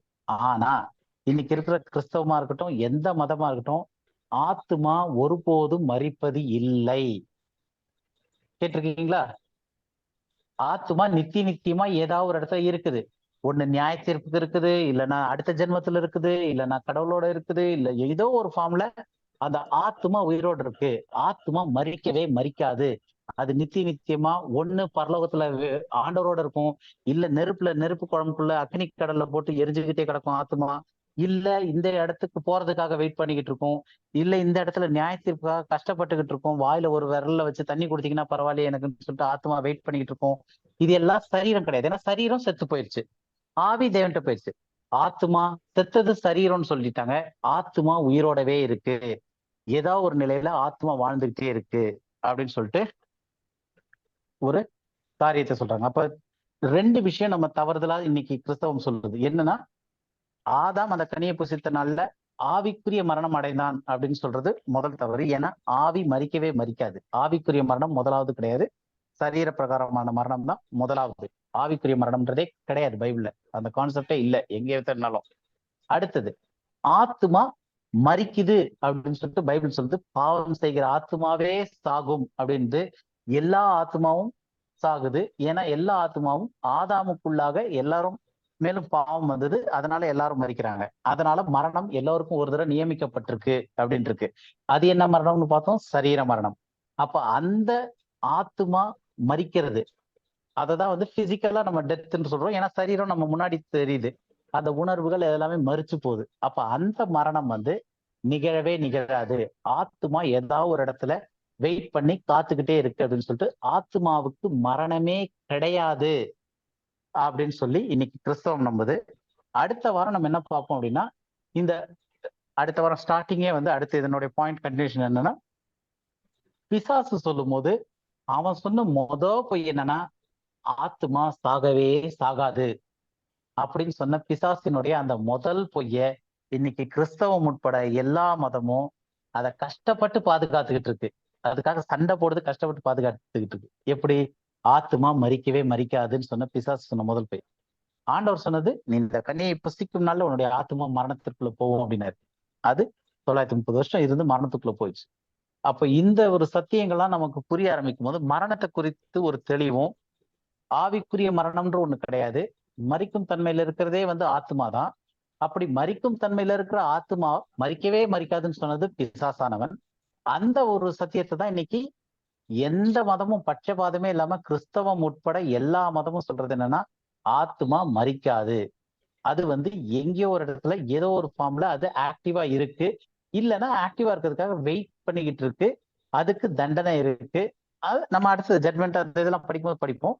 பட் கான்செப்ட் என்னன்னா, ஆத்மா ஏதோ ஒரு ஃபார்ம்ல ஏதோ ஒரு இடத்துல வேற ரூபத்துல தொடர்ந்து வாழ்ந்துகிட்டே இருக்கு, ஆத்மாவுக்கு மரணம் கிடையாது அப்படின்றதுதான் எல்லா மதத்தினுடைய கான்செப்டும்.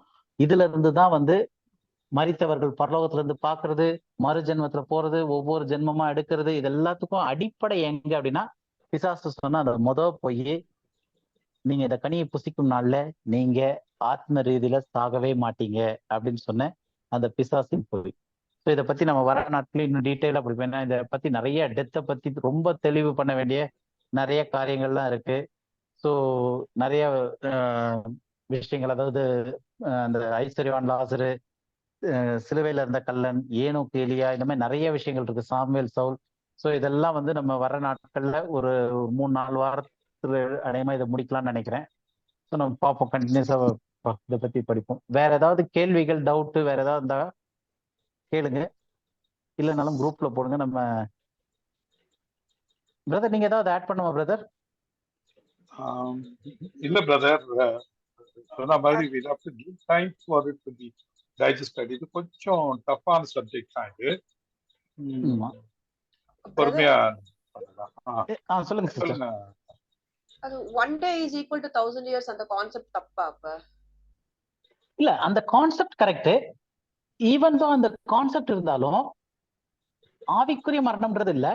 ஈவன் அந்த கான்செப்ட் வந்து இந்த பர்டிகுலர் பாயிண்ட்ல கரெக்ட்னு நம்ம எடுத்தா கூட, அவங்க வந்து 900 சில்லற வருஷம் தாண்டி 1000 இயர்ஸ்க்கு வாழவே இல்லை.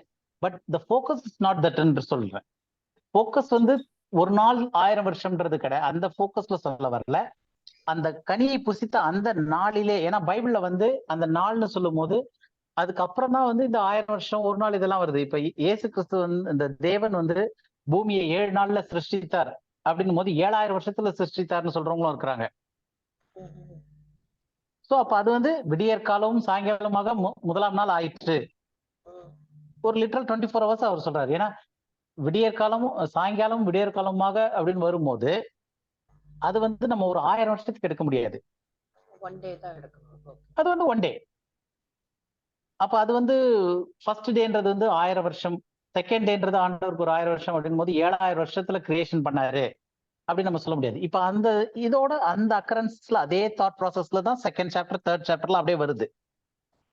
அப்ப இதை வந்து நாம வந்து திடீர்னு வந்து ஆதாம் அந்த நாள்ல சாகவே சாவான்னும் போது இது வந்து 1000 வருஷம் நாள், அதனால 900 சில்லற வருஷத்துல இருந்து இறந்துட்டாங்க அப்படின்னு நம்ம சொல்ல முடியாது. ஏன்னா அது எல்லாமே வந்து 24 hour டைம் பீரியட் பத்தி தான் ஆண்டவர் அந்த டைம்ல பேசிக்கிட்டே வராரு. அப்படின்னா நம்மளுடைய கிரியேஷனே வந்து நம்ம 7000 இயர்ஸ்க்கு கன்வெர்ட் பண்ண வேண்டியிருக்கும். ஆனா அது கிடையாது. ஏன்னா சாயங்காலமும் விடிய காலமாக முதலாம் நாள் ஆயிடுச்சு அப்படின்ற மாதிரி தெளிவா இருக்கு அந்த இது டே அண்ட் நைட்ன்ற இதுல. சோ அதே கான்செப்ட்ல ஒரு நாள் அப்படின்னும் போது the day you eat the fruit, நீ என்னைக்கு அந்த கனியை புசித்தியோ அன்னைக்கு சாகவே சாவாய்னா that speaks regarding mortality and immortality. இம்மார்டாலிட்டில இருந்து என்னைக்கு அவன் மாற்றலா மாறுறான், அழியும் தன்மைக்கு மாறுறான்றதான் அந்த டேல நடந்தது. அந்த ப்ராசஸ் இட் டுக் 930 years, 930 வருஷம் வந்து அந்த எண்ட் ரிசல்ட்டுக்கு வருது. everyone. The day he ate of the fruit, he'll be entering into mortality. Entering into mortality, yes. His body was changed to mortality. அத வந்து வார்னிங்கா சொல்றாரு, நீ என்னைக்கு இதை சாப்பிடுவியோ that day you will become mortal. So you don't eat that fruit because you are created in my image, in my likeness, which is immortality. அழியாத தன்மையில என்ன போலவே நான் உன்னை சிருஷ்டிச்சு வச்சிருக்கேன், நீ அந்த கனியை புசிக்காத. அதை சாப்பிடுற நாள்ல you will become mortal. நீ அழிவு தன்மைக்கு மாறிடுவ, என்னுடைய லைக்னஸை இழந்துருவ. ஸோ லைக்னஸ் இழக்கும்போது நாட் ஓன்லி அந்த அழியும் தன்மைக்கு மாறுறது மட்டும் இல்ல, அவனுடைய ராஜ்யத்தை இழந்துட்டான், அந்த ஒளியின் வஸ்திரம் இழந்துட்டான். ஸோ எவ்ரிதிங், அந்த மகிமை, தேவனுடைய மகிமையற்றவர்களானோம். ஸோ எவ்ரிதிங் ஹேப்பன் த டே. அதனுடைய process it continue until the death. அதனாலதான் நம்ம தேர்ட் சாப்டர்ல படிக்கும்போது அன்டில் தட் ஜீவன் உள்ள நாளெல்லாம் அப்படின்றாரு, கனியை புசித்த பிறகு. தட் மீன்ஸ் அவருடைய தாட் ப்ராசஸ்லயே வந்து அந்த டேல புசிப்பது, அந்த டேல you will become mortal when God created us immortal. But and the overall thinking இங்க பீட்டர்ல எங்கயோ இருக்குல்ல, but a day in the side. ஆமா, அது ரெண்டு இடத்துல வசனம் வருது. டே டு தி அதனுடைய கான்டெக்ஸ்ட், அந்த கான்டெக்ஸ்ட் வேற. அந்த கான்டெக்ஸ்ட் என்ன சொல்றாருன்னா, இது பாத்தீங்கன்னாக்கா இந்த ஆட்கள் வந்து சொல்றாங்க, வேர் இஸ் தட் ஆண்டவர் வருவார்னு சொன்னாரு, எங்க அப்படி மார்க் பண்றாங்க. அப்ப அந்த மார்க்கிங்க்கு வந்து Peter is answering. So that is totally a different. அத வந்து திருச்சபை என்ன பண்ணுதுன்னா மிஸ்கோட் பண்றாங்க. சர்ச்சில் வந்து அதை வந்து மிஸ்கோட் பண்றாங்க. இத வந்து என்ன பிரதர் சொன்னாரு, இந்த ஒரு நாளுங்கிறது ஒரு வருஷம், இல்ல அதனால இந்த யாருமே இந்த கான்டெக்ட்ல பார்த்தோம்னா this is more closely towards the creation story. Okay, ஆமா. அப்ப இந்த கான்டெக்ட்ல வந்து ஒன் டேன்னு 7 days கிரியேஷன் சொல்லிட்டு வரும்போது every day means literal day and night. Okay, 24 hours. 24 hours விடிய காலம் சாயங்காலமாக ஒரு நாள் எம்பசைஸ் பண்ணி சொல்லிட்டே வராரு. ஸோ அந்த கான்டெக்ட்ல வந்து அந்த நாள்னும் போது இட் இஸ் அ டே, அந்த டே யூ வில் பிகம் அப்படின்றது தான். ஸோ அந்த 1000 daysன்றது வந்து it is entirely in a different context. அந்த ஒரு கான்செப்ட் அது இங்க வரவும் அவசியம் இல்லை, தேவையும் இல்லை அது. ஏன்னா இந்த டேன்னு சொல்றது வந்து கான்டெக்ட் பார்த்தோம்னா it is more towards cling to the creation story. Creation சிருஷ்டி கதையோட சேர்ந்து அந்த ஒரு நரேஷனோட சேர்ந்து ஒட்டி வரக்கூடிய காரியங்கள் இது. அப்ப அதுல வந்து இரவும் பகலுமாக 1ஆம் நாள் 2ஆம் நாள்னு அந்த கிரியேஷனை சொல்லிட்டு வரும்போது அதே மாதிரி அந்த நாள் போது இட்ஸ் 24 hour விண்டோ சொல்றாரு. ஓகே பிரதர், வேற ஏதாவது கேள்வி இருந்தா கூட குரூப்ல போடுங்க. யாராவது ஒருத்தர் ப்ரேயர் பண்ணி முடிக்கலாமா? யாராவது ஒருத்தர் ப்ரேயர் பண்ணி க்ளோஸ் இட். டைம் ஆயிடுச்சு.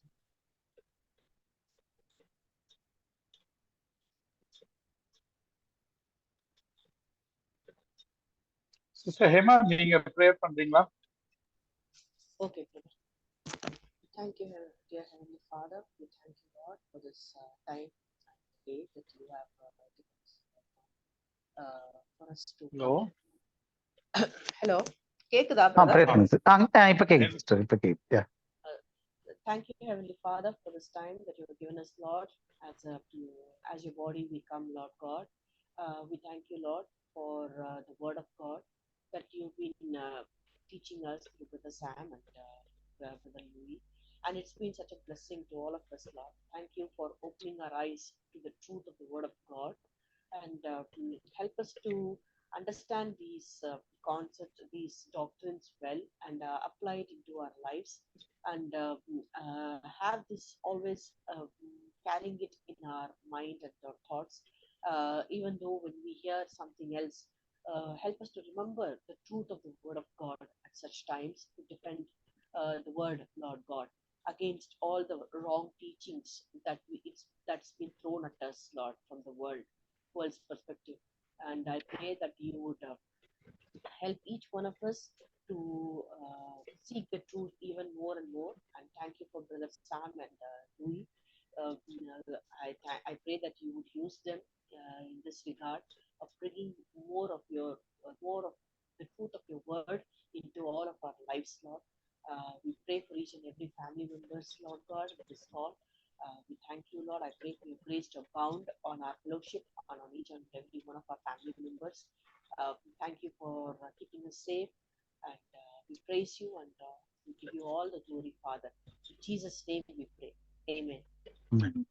என் ஆத்மாவே கர்த்தரை ஸ்தோத்திரி, என் முழு நாமத்தை ஸ்தோத்திரி, என் ஆத்மாவே கர்த்தரை ஸ்தோத்திரி. ஆமென். Praise the Lord. Thank you.